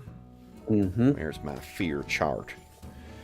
And each critter can also have a different thing that may modify the fear roll. Why ain't there no fear option on the screens? Deadlands. Oh, here we go, because I'm looking at the wrong one. You fool. There is one. There's a fear table right on here. So here's what I need you to do. Fear level is 2, which means there ain't no penalty. They changed that feature. So I just need I believe it's just a spirit roll from you. No modifier, we're good? No modifier, you are, hold on. -1. These things are hideous. Oh, then that's a 0 and a 1. Ooh, that ain't good. A 1 now. What I need, let's quickly look this up, guys. Fear. 124. All right. Here we go. So you failed your fear check. I might. You might spend a penny on that. I think she's gonna try to steal herself, Sure. and we'll get a little reroll there. You got it. There we go. That is fine. So you are not startled by this thing whatsoever, even in spite of the grisly scene that you see. Mhm. What do you want to do? You still take an action. She's shooting. All right. I mean, those things. There's no mistaking those for just an ugly fella. Now, let's quickly, because Sean's going to be playing a hex slinger in an ongoing campaign, let's just point out again what your hex slinger can do. Because of the etchings on your pistol or your rifle, you can cast ammo whammy, boost shooting, deflection, and protection on yourself without incurring a multi-action penalty. Now, you still need to spend the power points to cast them spells. But if you choose to do something like, and if you click on the little speech bubble next to your ammo whammy, you can see the wide variety of fabulous stuff you can do with your... Now, that speech bubble should be right next to the power in the power section, huh? That's correct, on the left. Because I see... Let's see here. Samantha. Yeah, take a look at it. I don't... Sure. When I click on it, it just asks me for a modifier. Oh, that's on account of the display mode you're in. See here. So ammo whammy. Yeah.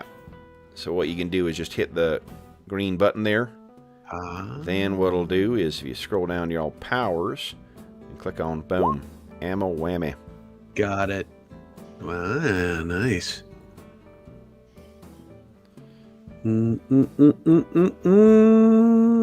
So what are you thinking here? Okay, well, I'm going to multi-action on these hexes. Let's get it started. Let's get the party started. So which one do you... What hex you want to try?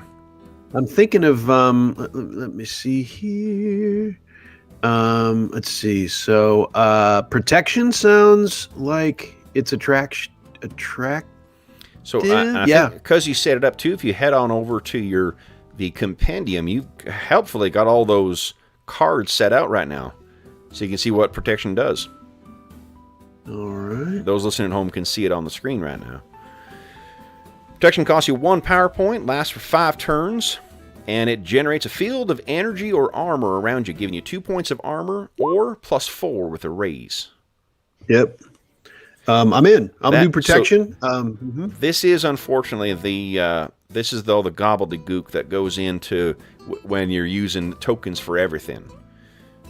So if I was running an ongoing campaign with this, what I'd do is I'd cut and paste in the notes from the actual compendium about what the thing does instead of all that nonsense. Yeah. So what you need to do then is if you go back and just click on the roll, cast that spell, you need a 4 or higher to get it off successfully. Excellent. And it costs me 1? Costs you 1, and I don't mean to belabor this too, but you can see down there's other things you can do. If you're looking at the card in the compendium, you can spend 1 extra point to give somebody else protection as well. You could spend 1 extra point of power to grant 4 points or 6 with a raise, or you can spend an extra point to give toughness instead of armor, which means that armor piercing is ignored. And I don't see anyone else, right? It's just my card player who is now dinner and all these critters, and that's it. So no additional recipients are available to me. I am though going to go for more armor. All right. Because these are pretty scary, and there's a whole paggle of them. So that'll cost you 2 power points in. Go ahead and make your roll. Okay.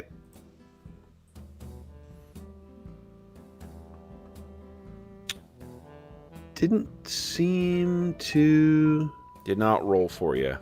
You know why? Hold on. Because my viewing... No, there's something I set up wrong. I think one of the things that you need to do when you are setting up these here things is you need to set the specific skill for every single one of these suckers. It's lots of different little ways. The more complicated these sheets get, the more that It's easy something to go wrong. foul them up. Most definitely. Now, let me see here. Protection. Skill only, spell casting. Why don't you try that again? All right. Okay. There we go. 4. That is a success. Hallelujah. Okay, this goddamn. There we go. Even for a pagan card player like me. So what's this look like as this thing flares up and protection comes around you? It's that hex on the weapon glows, and that glow just spreads all over her body, and she gets a glint in her eyes. She knows the hex slinger's slinging now. All right. Then, why don't you go ahead and make your attack. Now, you are going to get... Oh, I got bad news. With this attack, you're going to get a -2 on account of running. Yep. Okay, let's go. Here you go. All right. Go and make your shot. 2. And do make it count. Ooh. Not so much. That ain't good. Unfortunately, you're trying to get too much. You're a little too antsy there. Shot goes off. One thing. Yep.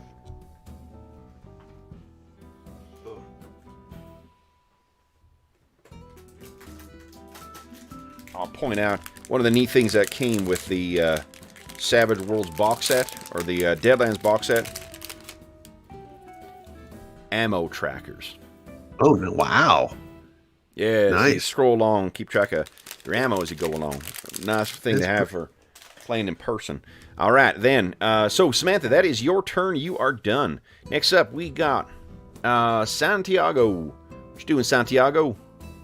I am. So I'm going to hop inside the barracks, grab my Winchester from my bunk, and pop outside and kind of look around, ready to shoot any growly things. I'm fine with you having your rifle with you. Okay. If you carried it with you, you walked in, you looked around, and then you heard the scream, then you heard the growl. Yeah. And a dog. So you can step outside, and what you see there are 2 of these things. I better shoot at one of them. You most definitely can. All right. This one over here. All right. I have. So now what? You got your Winchester out, right? Yeah, I'm saving the 6-shooter to drop the Winchester and fan the hammer if I need to blow away somebody really quick. You got it. So now why don't you go ahead, give us an attack roll. All right. This range, all you need is a 4. Now hold on, make your roll. What I was gonna say is you can also do a multi-attack if you choose to. Oh no, rate of fire is only 1 on this thing, right? Yeah. Yeah. All right. Just 1. Solid hit. Go ahead and roll damage. All right. Okay, 9. You hit one of these things, and it is staggered. You definitely got its attention. Nice. Part of its face seems to be blown away. Then, that is it for Vancaro, for Santiago. Next up is these things. So then, we got 2 of these suckers. I'm going to be running in on you, Vancaro, or Santiago. I'm going to change your display name to read Santiago, because I keep screwing it up. There you go. Alrighty. Right. Then, Santiago, 2 of these things are going to come running in on you. And what that means... Oh, boy. And they get to use 2 claws each. Ugly. An ugly, ugly thing. What is your parry rating?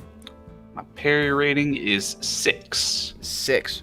Alright, so they need a 6 to hit you. And... Oh, their fighting is nasty. Let's make that roll. So first one, we got 1 hit. Tags you. Just barely, though. And your damage is going to be... Oof. Alrighty. Here we go. Now, these things ain't wild cards, so they don't get to roll a wild dice as well. So my total damage is a 6. What is your toughness? My toughness is a 6. All right, so that means you are shaken then. All right. So this thing kind of startled you. Then the second one comes up with its 2 claws. That's a solid hit with 1. Then, roll damage. And, I got an exploding dice. God dang. There's a 23. Seems like I should use one of my bennies to soak in that case. That is most definitely the case. So to get a 6, I roll 23. That's a 1, 2, 3. Yeah, that's a lot of raises. So, what I'm gonna each of the different Savage Worlds games has a different set of rules for setting stuff, optional rules you can choose to use. I'm using one from this one. It has a maximum. You can only ever do 3 points of wounds or 3 wounds on someone. You can only drop them once. So that gives you an opportunity to try and soak things. So you're spending that. Why don't you go ahead and give us a vigor roll, please. Come on. I was talking while you were. Sorry. No, forgive me. I should have listened and shut up while you were talking. Give us a vigor roll, please. All right.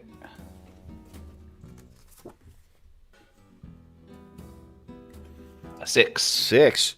So that's a success, but not with a raise.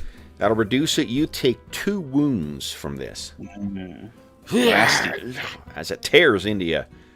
You guys can hear Santiago cry out from the far side. Then we got 2 with 3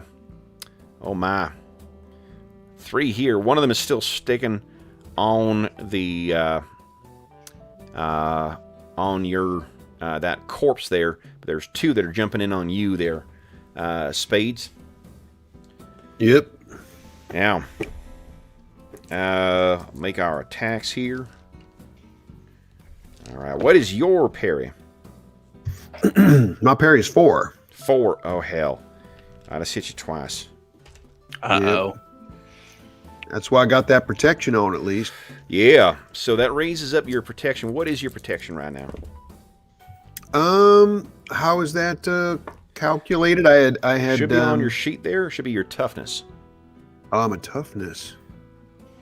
My toughness is it says 5 parentheses 0. All right, so 5, and then you're also getting 0 is how much you're getting from armor. Your protection was what, a +4?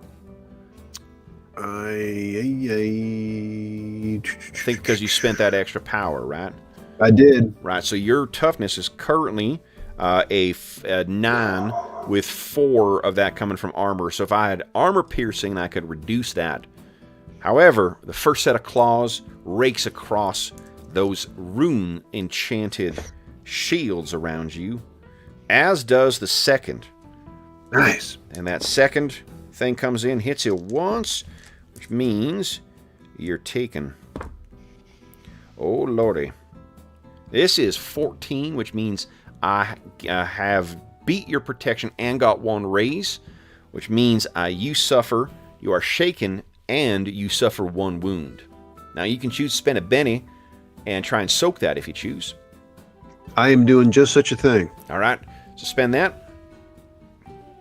Okay. Yep. All righty, so go ahead and give us a... Oh, you rolled your soak. There should be a... I think no, it was me. Oh, it was you. So there's a soak button on there, Spades. Go ahead and roll that. All right. Yeah, for those listening at home, we're going through and talking through every single step here. This gets quicker once you get familiar with the game. Then, soaks, success, you reduce the wounds by 1, which means all you are is shaken.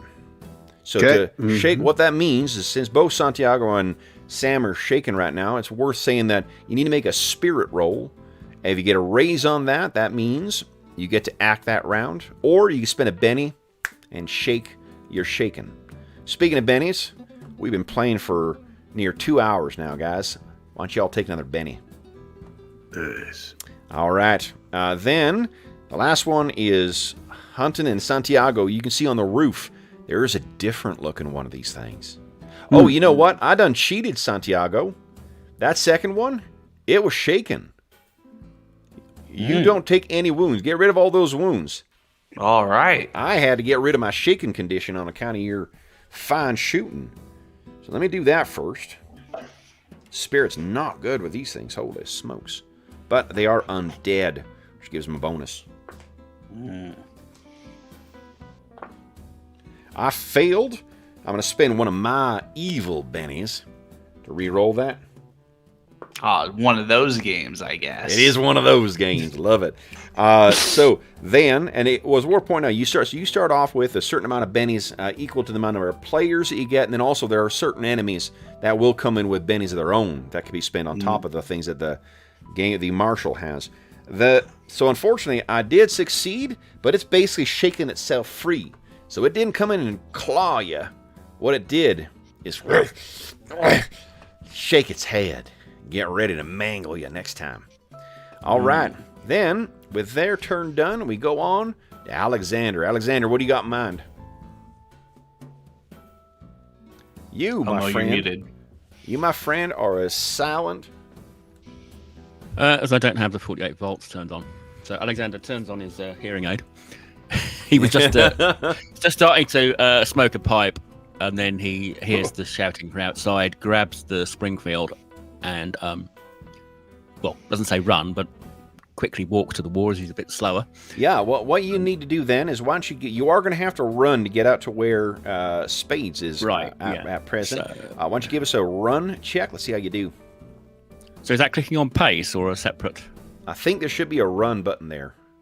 Is that right, guys? Yeah, it's just pace. There's a die next to pace, and that's what run does. Oh, that's the... It's your running. If you hover over it, it says running roll. 8 inches, very nice. Yep. So you got no troubles there. You run 8 inches out, so it's 8 yards.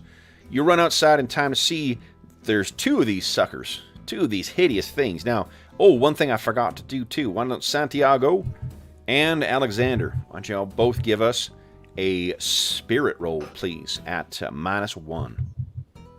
Well, I'm strong-willed, so I think that gives me...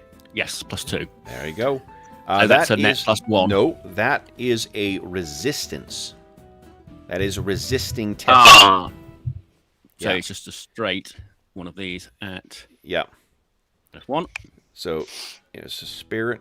Oh, no. That is a fumble. Oh, no. Can you Benny a fumble? You cannot. Nope. You both. I didn't think you could. Yep. I love this game. Holy shit, guys. Oh. Sometimes Roll20 just doesn't like me. Oh my god. Hold on. Okay, so fear is on.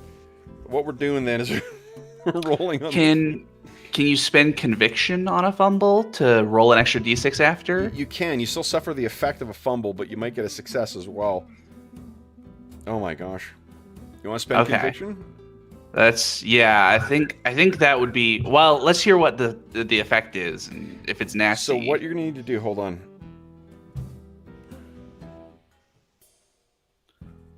Oh my gosh.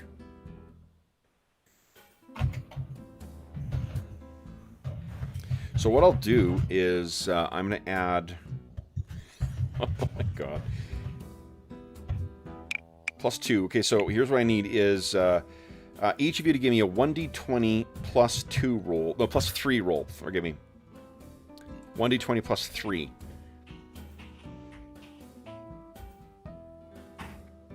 Alright, so Santiago. You gain the hesitant hindrance for the remainder of the encounter. So, hesitant gives you... let's see here. It might be like draw 2 cards and take the lower. Oh yeah, it's in the thing. Yeah. Draw 2 actions. 2 action cards and act on the lowest. All right, and then Mo, you rolled an 18. Oh shit. Now, does that include my? Should I add my edge to that? Which edge? The strong-willed.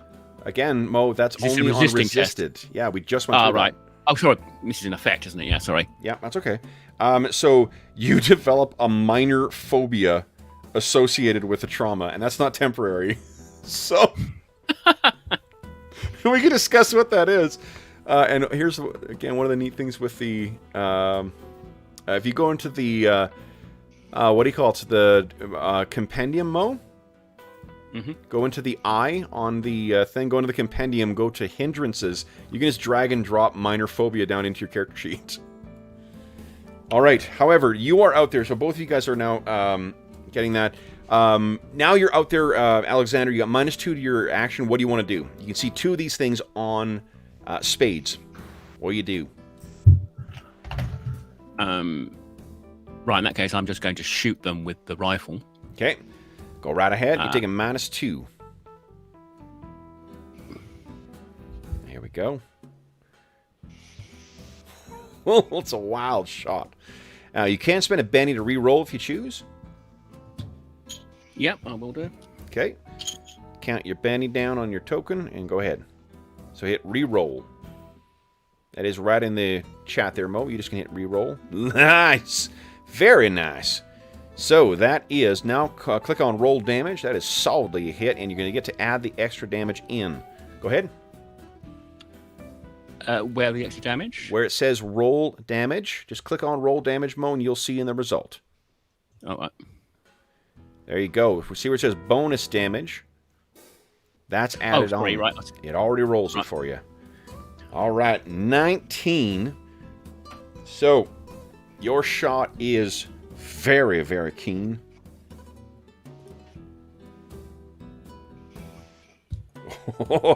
You blow this thing's head clear off. Yeah, the Springfield's a meaty cartridge. But it does not fall. Staggers it, and it turns around. It is still up. Guys. It's a bad sign. It is a bad sign. End of the yeah, round. I'm getting worried for our chances, guys. Next up. Now we are drawn. So top of the round, we're drawing initiative again. Santiago, we'll take 2 for you, and we'll get rid of the better one. Oh, you're on a 2. That ain't good at all. This is for Samantha. A 7 for you. Okay. Alexander. Ace. Not bad. Ooh. And for the critters. Queen of Spades. Alexander, you are up first, my friend. What are you doing? This thing's head has been blown clear off. So how do we handle reloading in this? Because this is a single-shot rifle. Reloading. Hold on. I can tell you. Because if this isn't the Winchester carbine, it's... Let's see what it's saying here. Right, let me see if I can get this phobia dragged across before... No. I'll stop it. All right. I think you can. So reloading is listed under the special things when you click on the dagger. Yeah. And it says knocking an arrow or loading a sling stone is a free action once per action. Loading bolts, clips, magazines, or single bullets is an action. All right. So, well, that will be reload. All And right. it's just one action per round. No, you could also take a multi-action, reload, and then shoot at a -2. We'll try that. All right. You have a Winchester, Mo? No, he's it's got a the Springfield. Springfield. It's the The Springfield. 5070, presumably the Now. 1873 one. That did not Nice. work. But here's some other things you could try. 1886. Mo, Mm-hmm. if you wanted to, say, make a called shot of some kind, say shooting for vitals or the heart, you could take a -4 to your attack roll on top of what your -2 for multi-action. I think he's just going to go and blaze away at it. All right. I think taking a -4 on top of -2 is a bit too much. All right. You will live with those results. Go ahead. Make your attack roll -2.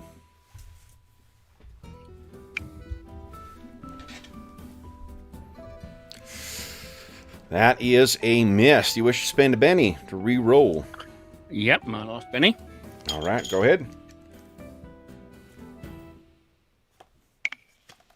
No, so I have to put the -2 in again, don't I? You do. There we go. Nice. There you are. Another one. The arm is blown clear off of this thing. It still does not drop. Then, I think we know the source of Alexander's pending phobia. Alrighty, then next up is these critters. Alright, so one of them needs to try and recover from being shaken. Let's see here. That is... Alright, that undead horror is shaking and twisting, and its head regrows, as does its arm. It has recovered from being shaken. And now this thing right in front of you there. Your parry is a 4, is that right? Spades? Yes. Alrighty. Then, claws at you with those 2 nasty claws. Oh, one of them manages to connect. And y'all are taking... Where's that pointy steel die? Where'd you go? I'm at 9, you said, for because of my protection? Correct, yeah. I need to be a 9 or better. And I do not do so. Once again, claws rake up on you. Yeah, you do not take any damage. The glow, like, flares. Yeah. Powerful runes protect you. And you hear the whisper of the Manitou in your ear. Yeah. There'll be a prize for this, girl. Then, we got 1 on Santiago. Oh, 2 on Santiago now. On account of the recovery. I think 1... looks at you, Santiago. Looks at that room full of tasty, undefended people. And it runs inside. As does smash from the roof another one. Alright. Every round that they have access to that means another passenger dead. Let's see here. That means this round, let me make the rolls for them. Oh. You have 9 passengers. Oh, no, because there's 4 down. You got 6 left. There's 5 passengers left alive. Then, the one that was lurking on the body heard that massive explosion. And it's going to run up towards you there, Alexander. You tried to blow the head off of one of its compadres. So, it runs up. What is your parry, Alexander? Actually, I can see it's a 4. Oh, I got 2 claws on you. First one is... oh, hell. It's a exploding dice. 13, 21. This will be 3 wounds, my friend. Shaken and 3 wounds. You wish to spend a Benny to soak this? I haven't got any left. Oh, hell. No. Alexander's gutted. And shaken. Shaken and 3 wounds. 1 more wound. Unless I can use my conviction to do something about that. No, you cannot. All right, so Alexander is horribly mutilated by this thing. And Santiago, I got to make my rolls on you. This thing runs towards you. You're hesitating. You're hesitating. What is your parry? It is a 6. And I miss! Nice. I hold a 4 and a 3. This thing comes in, you are deaking to one side, ducking to the other. It tries to get in too close, and you kick it back. Its jaws snapping at you. All right, next up will be our little lady with a gun. Spades, what you doing? She is troubled. She is troubled by some nice shooting not having the right results here. I got worse news for you. You can't use that long arm in close combat. And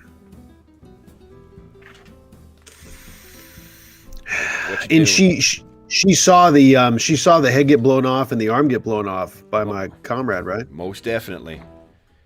Why don't you give us an unskilled check here? All right. Something you ain't got any training in, but let's see if you can clue into something.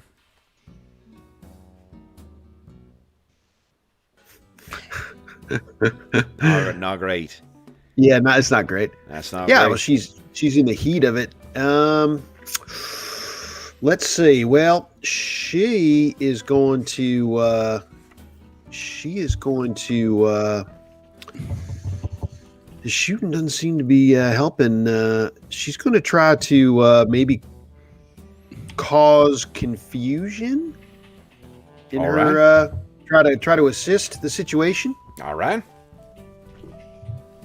That's a point, right? So that's a point. Well, you gotta see what. Let's see here. What's that say there? So confusion confounds a target, making them both distracted and vulnerable. If he fails a smarts roll. So, what you can also do is, and I'm certain I added this in for. Hold on here. Give me 2 seconds. There's something I'm certain I added in for riffs. That'll help you. Oh, wrong. No, this is the right one. Where is that thing? Here we go. Here we go. This is what I'm looking for. Here you go. Take a gander at this here. Handy a little reference chart for you for the other things you can choose to do.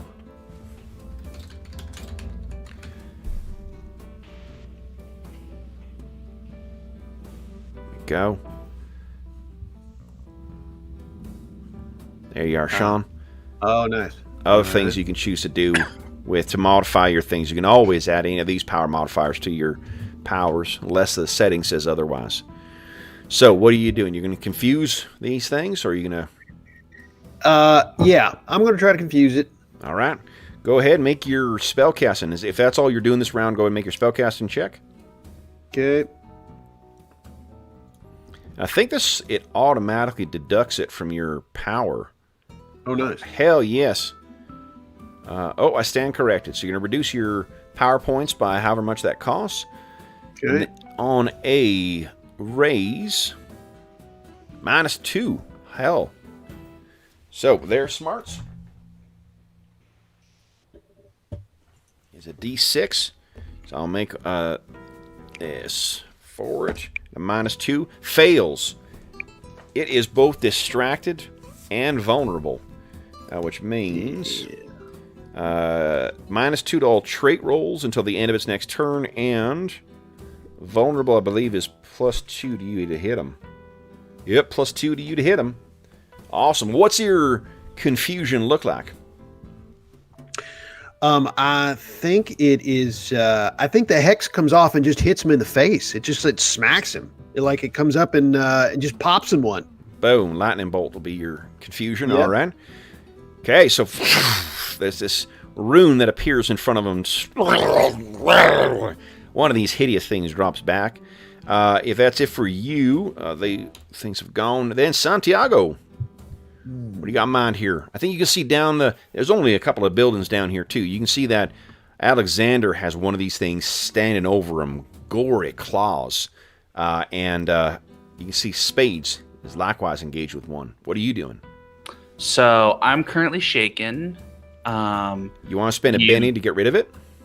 Yeah, it's spend a Benny or take the roll as your action, right? Exactly. All right, well then I will spend a Benny to get rid of shaken. Okay. I'm not shaken anymore. And I will point out, guys, it's not going to seem like the optimal strategy, but my hindrances say, Heroic Major, you always help those in need, not often help those in need. So I'm going to, I guess, take like an opportunity attack as I drop my Winchester, pull my pistol. I'm going to go moving into the barracks, and I'm going to try to fan the hammer on these things inside. That's awesome. Okay, so first, let me... I do get an attack on you, so let me make that. I only get one, though. Your parry is a 6. Parry's a 6, yeah. A miss. See, this thing, from having been shaken by this thing, it tore some of your clothes. You kick it again, keep it at a distance, and you run inside. You want to fan the hammers? So I'm going to fan the hammer on these guys. And what I'm thinking I'm going to do is, because it doesn't say anything about it, I might as well do fan the hammer plus called shots. So I'm going to start shooting at the head. And then if that doesn't seem to drop it, I'm going to shoot for the heart. All right. So then it'll be a total. It's going to be... That's a -8, I think. -8. That is correct. So give us... Yeah. You need to make 6 dice rolls, 7 D6s technically, because you also get your wild die with this. All right, so /R. Does it do individual shots or is one wild die for the whole thing? One wild die for the whole thing. Okay. Yeah, you only get one. Well, then I will do. Let's just take the wild die on the first one. I'll just hit the button 6 times. Oh, that's. I would have to put the. Yeah, let's do that. Okay. All right. -8. Here we go. Hey. Nice. First Solid. shot. Blows through. Roll damage for me, please. All right. Roll damage. You want to spend a Benny to re-roll that?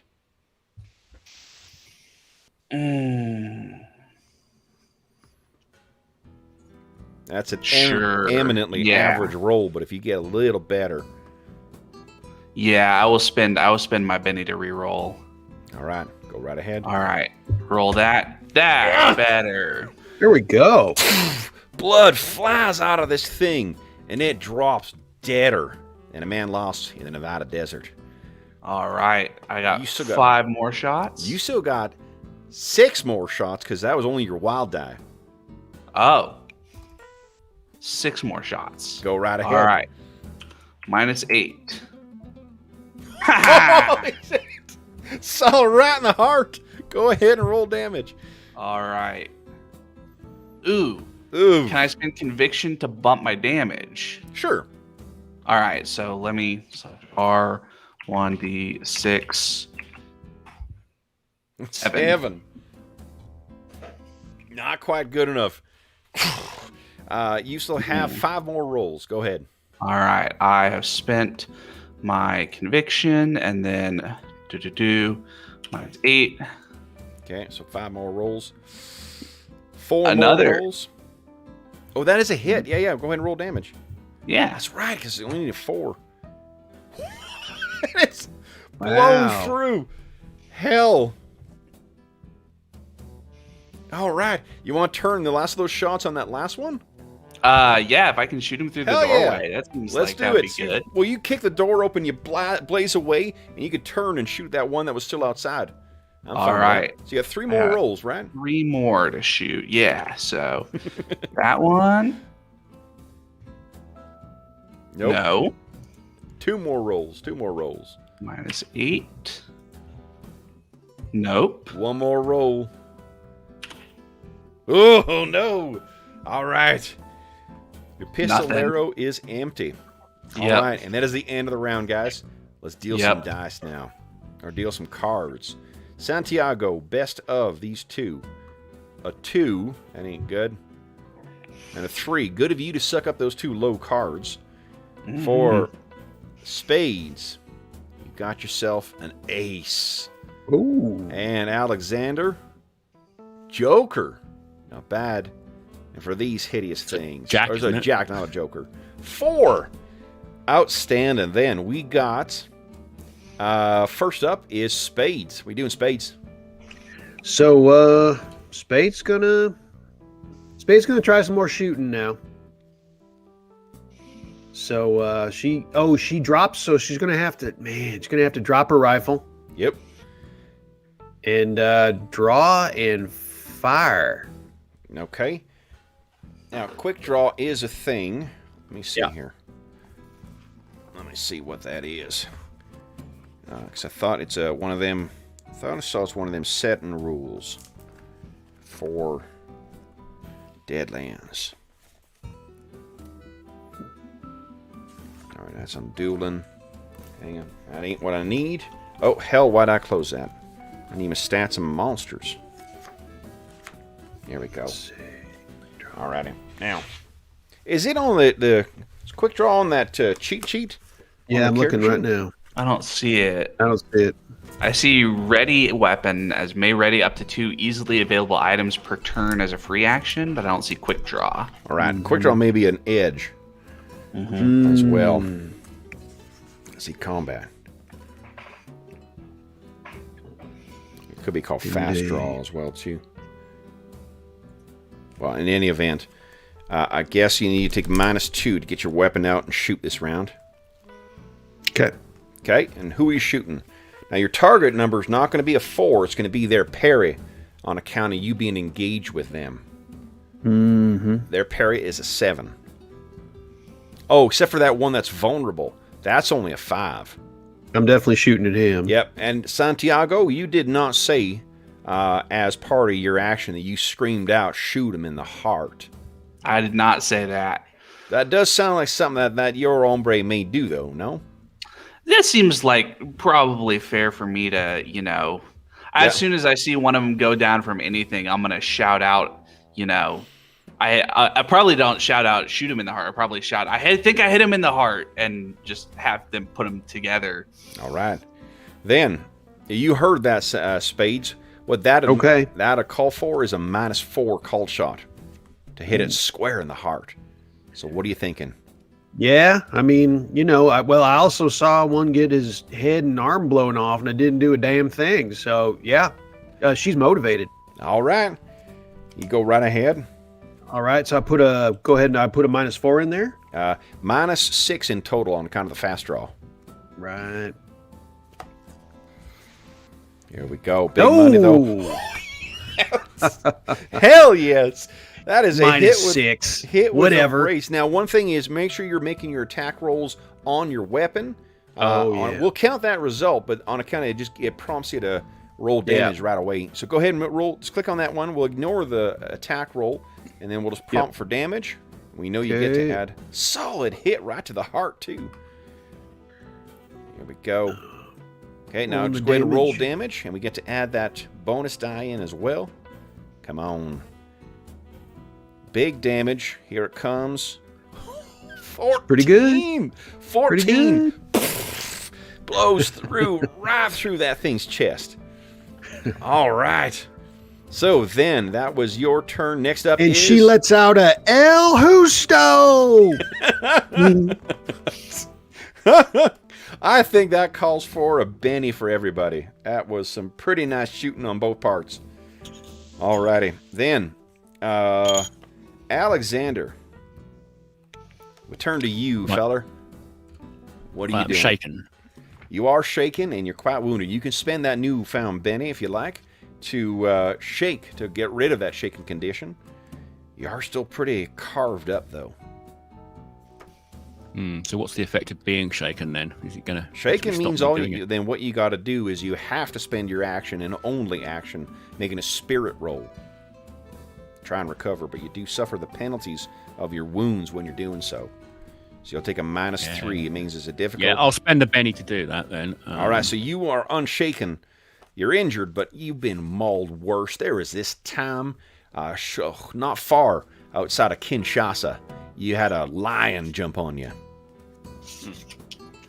Yeah, you can hear him muttering under his breath something like Martini Henry or Lee Medford. And then he's going to chamber around and try and... So there's thing two is, Alexander, you cannot make use of your long arm in melee combat. Right, so it's close. Oh, in that case, I'm going to have to drop it and try and pull the dagger from my belt. Correct. And I'm assuming it's maybe a kukri he's got from the northwest frontier or something like that. Yep, love it.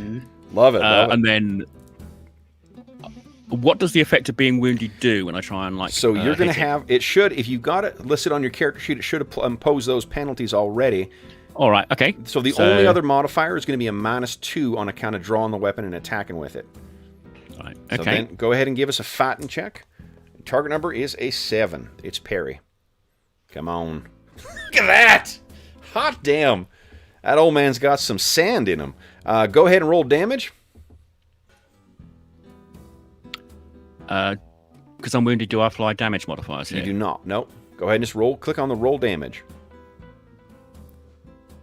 That is 12! Damn it! Holy shit. Yeah, I presume I heard the shout about, so he's going to plunge it straight into the... Well, no, because you did not take that penalty for the thing. You cleave this thing's head clean off. And once again, you can see it starting to regrow. And you hear this thing hiss. And you realize the head that's next to you, it's Fat Sam. I'm going to eat you, old man. And then... next up is these things. So we got one that's going to race in on Santiago. We got one still engaged with spades. And we got one that's going to have to try and regrow his head. That's old Fat Sam.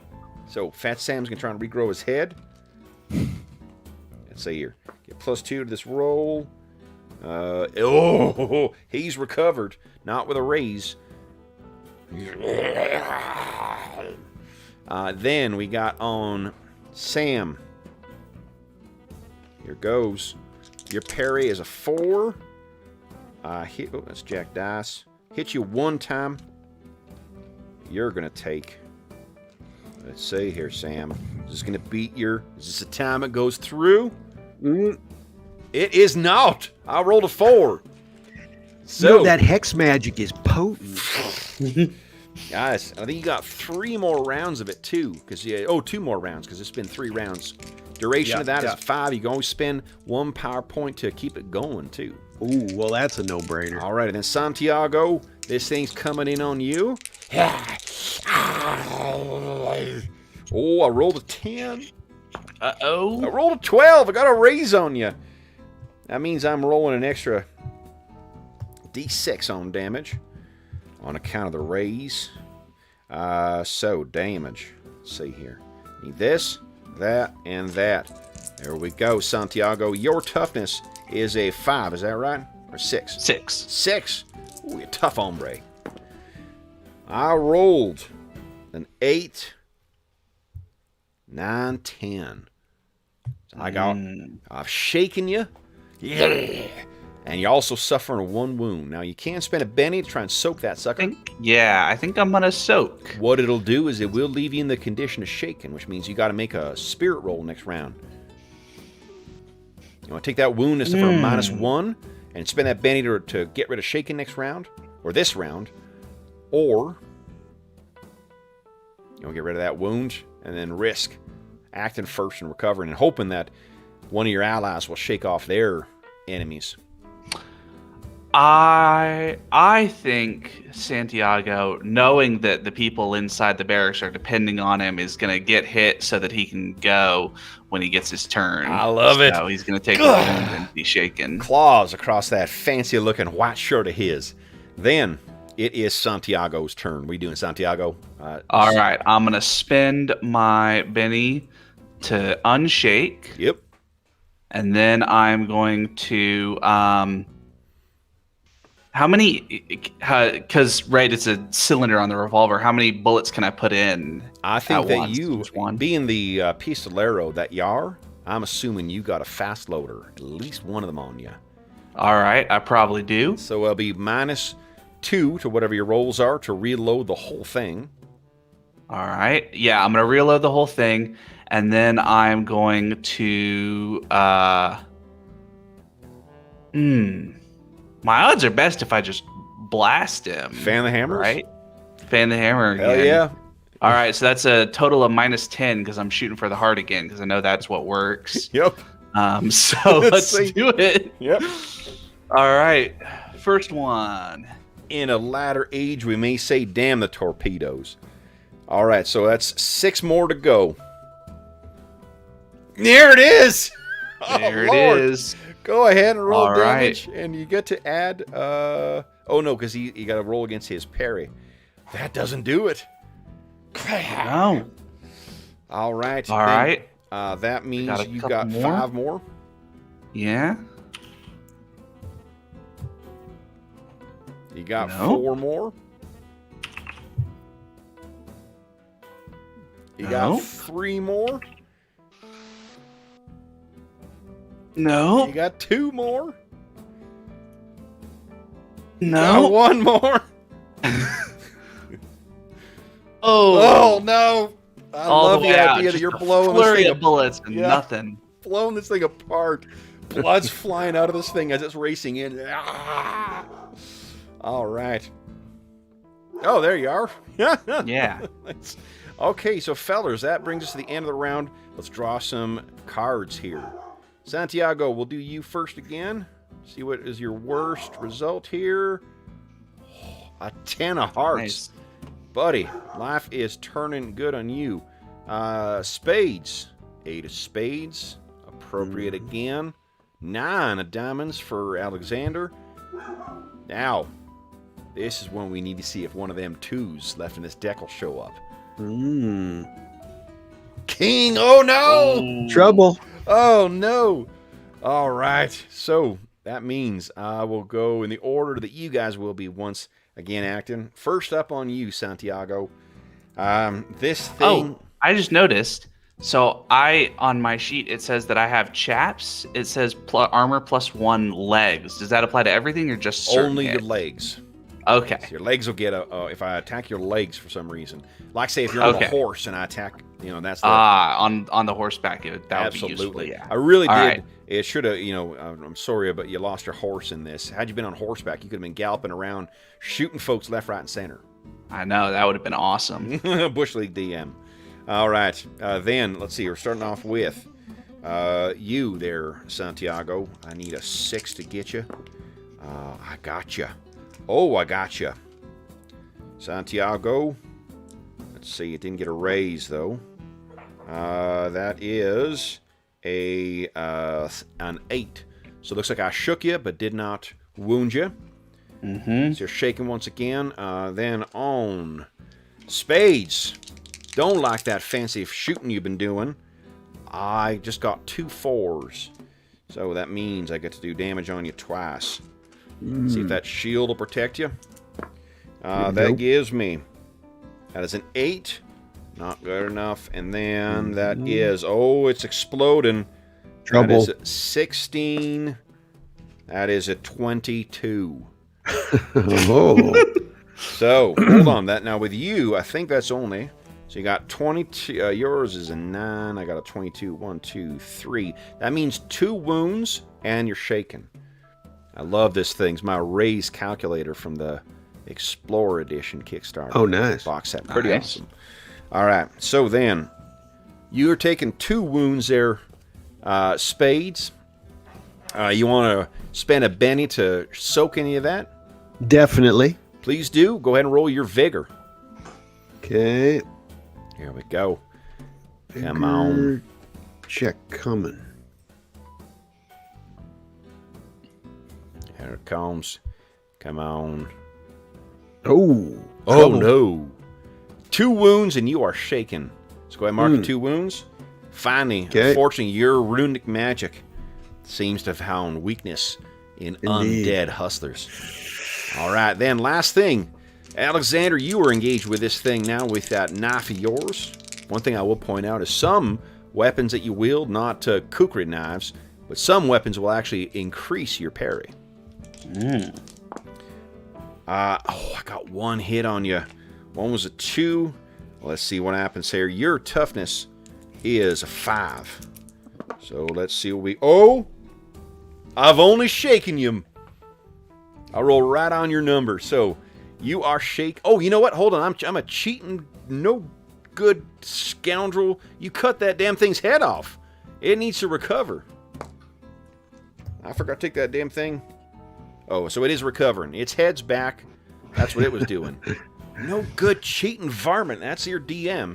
Unbelievable. This is the person you choose to play with, too. My goodness. You got to keep not 1 but 2 eyes on him. I know. Next up is Santiago. You are up on a 10 of hearts. What are you doing? Are you shaking or are you not? I'm shaken, so all I can do is unshake, try to get ready to But here it take is. the next blow. You roll raise, you get to act this round. All right. It's spirit, right? Correct. And Oh, there's an unshake button, so Yep. just click that one. Here we go. Come on. Nope. No. Free. I'm still shaken. This thing is, all you can think of is if you fall, those people inside. I know. Oh, no. Next up is Alexander. You are likewise. Oh, no, you're not shaken. What are you doing, Alexander? So if you After want to do seeing- a cold shot on this sucker, you're gonna, Yeah, I think cold shot on the heart. that's a 'cause I've -4 as a temporary modifier. Versus their parry rather than versus a flat, That is correct. right? Yep. Yeah. Melee combat is always against the parry of the target. Cool. Here it comes. Come on. Yes! There it Nice. is. With a raise, too. Hot diggity damn. Now, go... Oh, no, not a raise. Forgive me. I spoke out of turn. Go ahead and roll your damage there, Alexander. Come on. Make this count. 5! Oh! No. Do you have any bennies left? Nope. Oh, shit. You plunge it into its chest. Fat Sam looks down at you. Oh, I've got a conviction point. Then you definitely should roll that. Yeah. That'll do like it. Oh, no, you re-rolled. Your conviction is a 2. That brings it to a 7. That is not good enough. You plunge it into its chest, and it just jerks back. Now, you conviction should did have been a shake 1. it, though. It is shaken, however. Now, then, next up is Spades. What are you doing? Well, Spades is shaking. Spades. Oh, hell, she's shaking. That's right. She's shaking, and she's got claw marks just riddling her. So She got a Benny she's left? first. She does have a Benny. Can I roll first to see if I can get rid of it? No, because that's taking your action. You could do that, but but you'd be wasting your action trying to recover. all right. So all right, she got her last Benny. Yep. There we go. Now go ahead.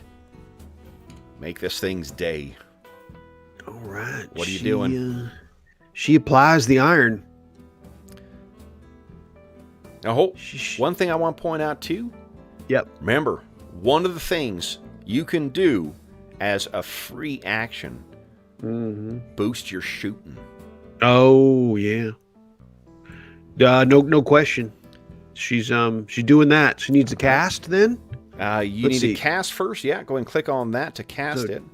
Spending the 2 points. There we I go. am casting away. Go. Come on, raise.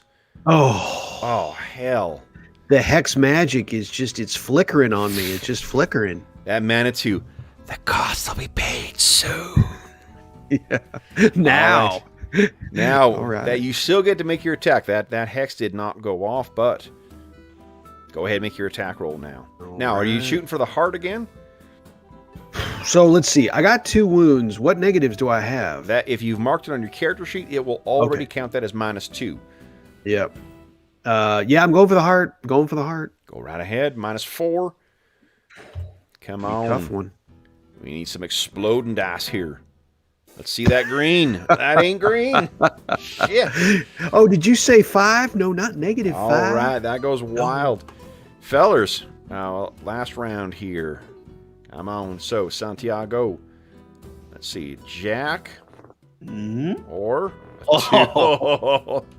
Hell, it's only lasts to the end of the encounter, though, so thank Christ that's the case. All right, and then Samantha, 5. Oh, which means you get your +2.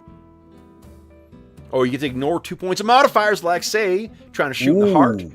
Nice. Alexander, now let's see if these things... Oh, no, hell no. Don't make these things act faster. Oh, no! No. Oh. All right. I think, Santiago, are you currently shaken? I am. Yes, I'm still shaking because I didn't shake off. Runs in. 4 passengers left. No. Yeah. Just It's a that feast mother, in there. that woman who was traveling with her kids. Oh. She threw herself in the way. Then, I got one that... Oh, it failed. It must have failed to shake. No, it did shake. I got to get rid of that. So there we go. Alrighty, so we got one on. We'll start with Alexander. Let's see if this thing gets to you. I roll 1 hit. Alexander. Yeah, there it is. Oh boy. That is a 9. 9 against your toughness of 5 means I got a raise. Alexander, do you have any bennies left? Nope. It tears your throat out, Alexander. Drops down on him and is tearing away at him. Fat Sam's revenge. Yeah, that Sam got to you. Then Spades on you. Oh, and you. Oh, Lord. You can hear the horrible, sickening crunch. I got 1 hit on you there. And let's see if your shield holds. Oh, no, Lordy. That's an 11. That's bad. No, that's a 6. Forgive me. I'm cheating. That's an 8. Your shield holds again. Thank God for your Manitou. Woo! Alrighty. That's all of them. And then, let's see here. Sam, you're up next.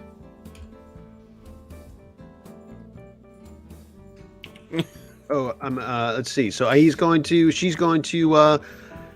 once again boost the trait. All right, here we go. Go ahead and make your check here. Yeah. Come on, Manitou, answer your prayers. Here we go. There we go. Success. You can bump up your shooting by 1 dice. Oh, yeah. That'll last 5 rounds, and then go ahead if you're making a shot against the... Hi, Sweetie Pie. Because you're on a 5, Anna says hi to everybody. Nice. Hi, Sweetie Pie. Yeah. Let's see. To boost it a die. I think what what you can just do is just if you go to the modifier thing, click it on the green button, and then just you can hover over it, move the dice up by 1. Just remember to move it back down again. Oh, I see. Yeah. Okay. Hi, sweetie. And then once that's modified, go ahead and make an attack. Because you're on a 5, you're only suffering a -2 to your rolls. All right. Here it comes. Come on, hi, sweetie. And the called shot already in there? That's the called shot. -2 is the called shot. It includes the modifier to ignore 2 points of penalties. Excellent. Okay. I think we're good. Pretty cool. I wish I had that one after I turned hesitant. Yeah. There it is. That is just enough to hit this thing. Not a raise. Go ahead and roll damage. Come on. Okay. Come on. Big damage. Let's see some big numbers in there. 5 is not good enough. Not even enough to shake it. What about, should I spend my conviction here, you think? Hell yes, absolutely. you should. All right. We're at doing quitting that. time anyway. That's just a reroll, right? Hit reroll? No, just roll a D6. No, it's another D6. A D6. Yep. Yeah. Right. All you need is a 4 or higher. Come on. Oh. Hell no. So you shoot this thing. It's still coming in on you.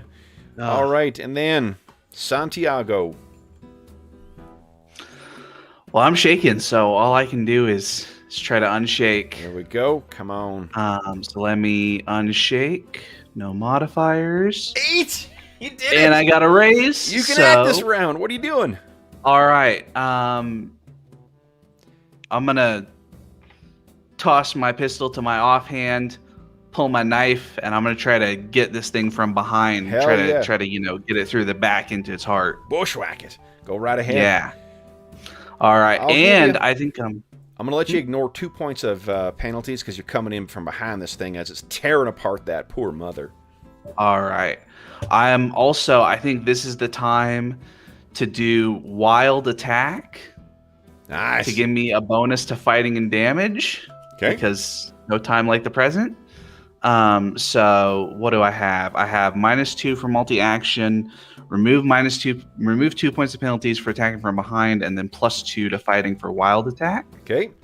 Here Right, we so go. just a +2. Yep.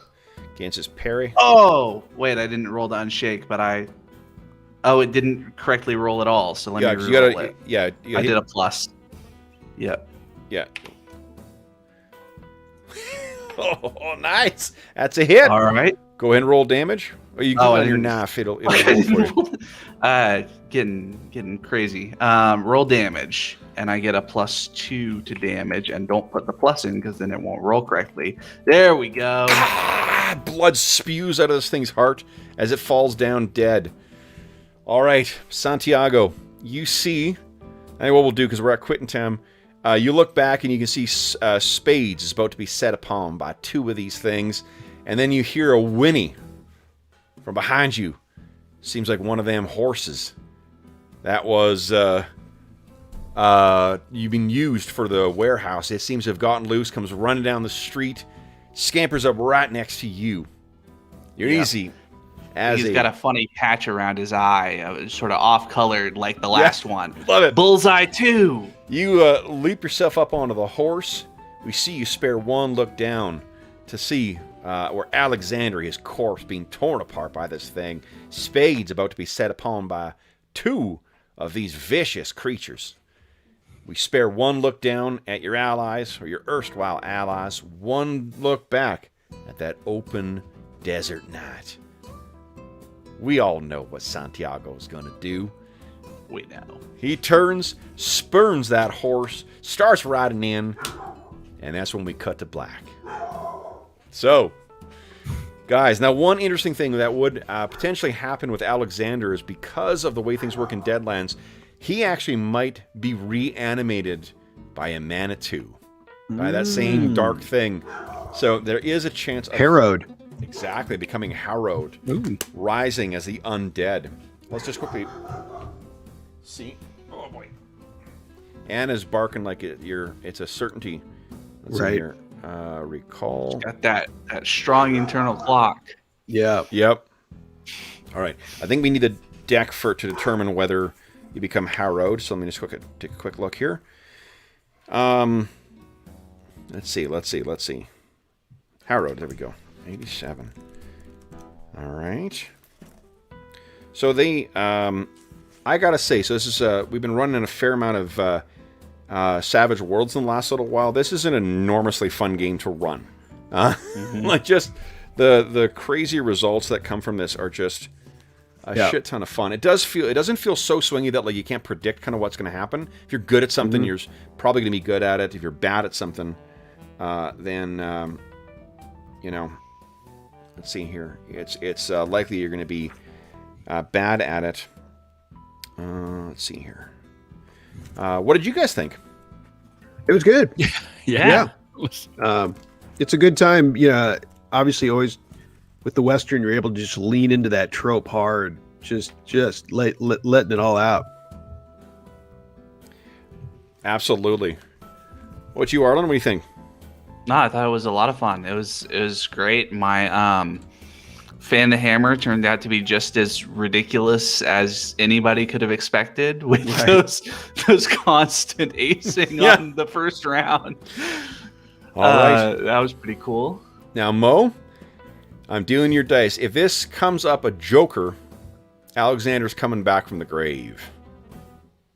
So interesting. So Harrowed takes a card draw, huh? Yep. It's the way it's always been with it. Is if your character dies, there's always a chance of you coming back. Okay. Alexander is exploring that strange new country to which we'll all travel at some point. But it is unfortunately his final voyage. So, Alexander got an early ticket. Yeah, exactly. Okay, so then is... oh yeah, and there's no way Santiago's going to...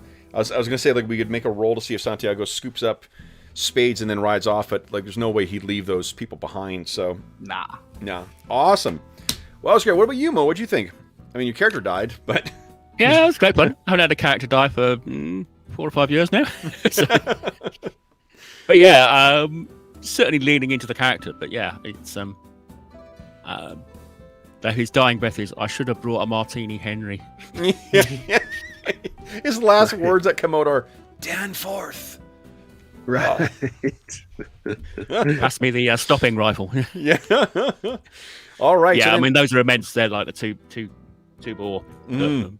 Break your shoulder when you fire them, though. I think I would be more generous with bennies early on because I think it just it's nice with you guys having access to them. I only gave out like 2 over the course of the 3 hours, so I would probably make sure that I would give 3, like 1 an hour out at the start of each, like sort of to make sure you got at least an extra 1 every hour because those were pretty. They had a fighting of D10, and they had this ability that allowed them to attack twice per round in melee without taking a penalty. And I noticed there were 6 of them, even though there were only 4 passengers. Yep. That's pretty nasty. It's pretty nasty, and like it's even worse in the actual adventure. Like there may be more. If we continued on, there'd be more you would learn. But it's pretty awesome. That protection spell is fucking awesome. That's big. That was big. Yeah, and I like that it doesn't make you immune. Like because of exploding dice, like things could happen, right? True. Yep. You know, so it's the unpredictability of it is the thing that I had at times been resistant to, but it's so much fun at the table. Yeah. It makes for a really unpredictable game, but not to the point where it's just like, you know, it's inconsistent with what your expectations are. I find that in Fantasy Flight, when you get big dice pools, it's all over the fucking place. Like, that is too swingy for my tastes, but this is swingy in the right direction. Those Fanning the Hammer results were amazing. Both times when you couldn't hit it shit and when you took out, you know, those 2 critters. So, awesome. The Hexslinger's got some, I mean, you know, with some more play, maybe Ammo Whammy, I could give that a shot sometime. And It's incredibly flexible. I think the Hex Slinger is going to be a shit. If you're playing that in your ongoing game, it's going to be a shit ton of fun to play because not only do you get a chance to have all those different ammo hexes plus the other cool stuff that you can do, you also can always make a deal with the devil. With the devil. I forgot about that. Yeah. And try and learn, disappear into the hunting grounds and, really speak to the Manitou. So, yeah, it's very, very cool setting. Very fun to do. Silly, the silly voices in. So, well, I think what I thought the last time we played Savage Worlds, I think was my charity session last year. At least the last one I was in. And what I remember from that one is just like this one, the edges and the hindrances and all the kind of not just numbers on your character sheet do a really good job of giving you a lot to like. It's got that mechanical weight because you use it to build your character, but it also has a sort of great role-playing element of like, oh, I know what my character is going to do in this situation because I needed the points to get my shooting up, so I took heroics, so that sort of thing. Yeah, it's great. No, and it gives great role-playing cues, I think, too. Like it's easy to understand who these characters are right from the get-go with those hindrances. It really leans into that larger-than-life, heroic feel. Absolutely. Yeah, it's every time I play this, I can't wait to play it again. It's an enormously fun game. Even though like the transition stuff too, like the networking stuff, that was really fun it's fun to see how you can carry forward decisions in that into the what do you call it? To like the next scene. Gambling was pretty fun too, and you can see how that could go both ways. If you rolled to fumble on gambling, you cheating son of a bitch, kind of right. Yeah, that's great. Very easy to run on the fly as well too. So cool. So for those listening at home, thank you so much for joining us for this Deadlands Weird West one shot. As is always the case, if you have any comments, questions, or concerns regarding the session, the campaign, there was no campaign, the session, the game, please don't hesitate to leave a comment in the comment section below, and I will endeavor to reply in a timely fashion. In addition, you can also find a link in the description of the video to the Dungeon Musings Discord server where you can find all of us active. You can also find a link in the description of the video to something called Heroes Save Villages. There still are a couple of days left to make donations for the first charity raffle of the year. The charity raffle benefits SOS Children's Villages International, a really awesome organization active in over 130 countries that helps over 80,000 orphaned and abandoned children. All donations go directly to them. None of it goes to the channel or any other middleman. It just goes to help out those kids. And for every $25 Canadian that you donate, you get one chance to win the grand prize in our charity raffle or one of the other great prizes. The grand prize is, of course, a copy of Beetle and Grimm's Platinum Edition Icewind Dale Rime of the Frost Maiden, a $500 US product that they have very generously donated for the grand prize for our campaign. If you don't win that, Beetle and Grimm have also donated a copy of the Silver Edition Icewind Dale Rime of the Frost Maiden, and they've also donated, so they've donated those two things. I've also kicking in a copy of Son of Oak Studios' City of Mist starter set. We also have some prizes from the Dungeon Musings Red Bubble Shop, including t-shirts, posters, and some other cool stuff.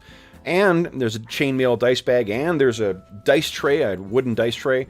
So lots of great stuff, lots of great prizes. And again, best of all, you not only get a chance to win some cool gaming stuff, you get a chance to help out some kids who could really use some help. So you have still until noon Mountain Standard Time, which is 1 o'clock Central Standard Time, to make your donations, after which that night we'll be doing the draw live on air. I'm telling them. Anna also wants me to remind you that if you have donated thus far, be sure to click on to the Charity Initiatives channel on the Dungeon Musings Discord server and cast your vote for what dark fantasy game we're going to be playing. We got 4 options there. And right now, the strong contender appears to be, or leader, Simbaroom, but it's not over until it's over, as they say. So, and then if you have donated as well, be sure to check back a week before that session, and you can spend the money that you donated to help outfit our heroes for the challenges that they'll be facing. Because I plan on making it hell for any of them. So, with that, folks, I'll say a last big thank you to our posse. So, Arlen, Sean, and Mo, thank you so much for joining me back in the Weird West, fellers. This was a hell of a good time. Quite the whoop up. Only one player character dead so far, so it was not too bad. good first showing for Deadlands. Thanks again, guys. This was a shit ton Thank you, of fun. Kevin. Awesome. Yeah. Great fun. Then, for those listening at home, once again, thank you for joining us. If you are joining during the current pandemic, we do hope that this finds you healthy, safe, and weathering the current crisis as well as can be expected. We hope that we gave you a few hours to take your mind off the troubles of our world and think about the troubles in the weird West and that our posse ran into. And until we see you again, stay safe, stay healthy, and happy gaming. And bless me.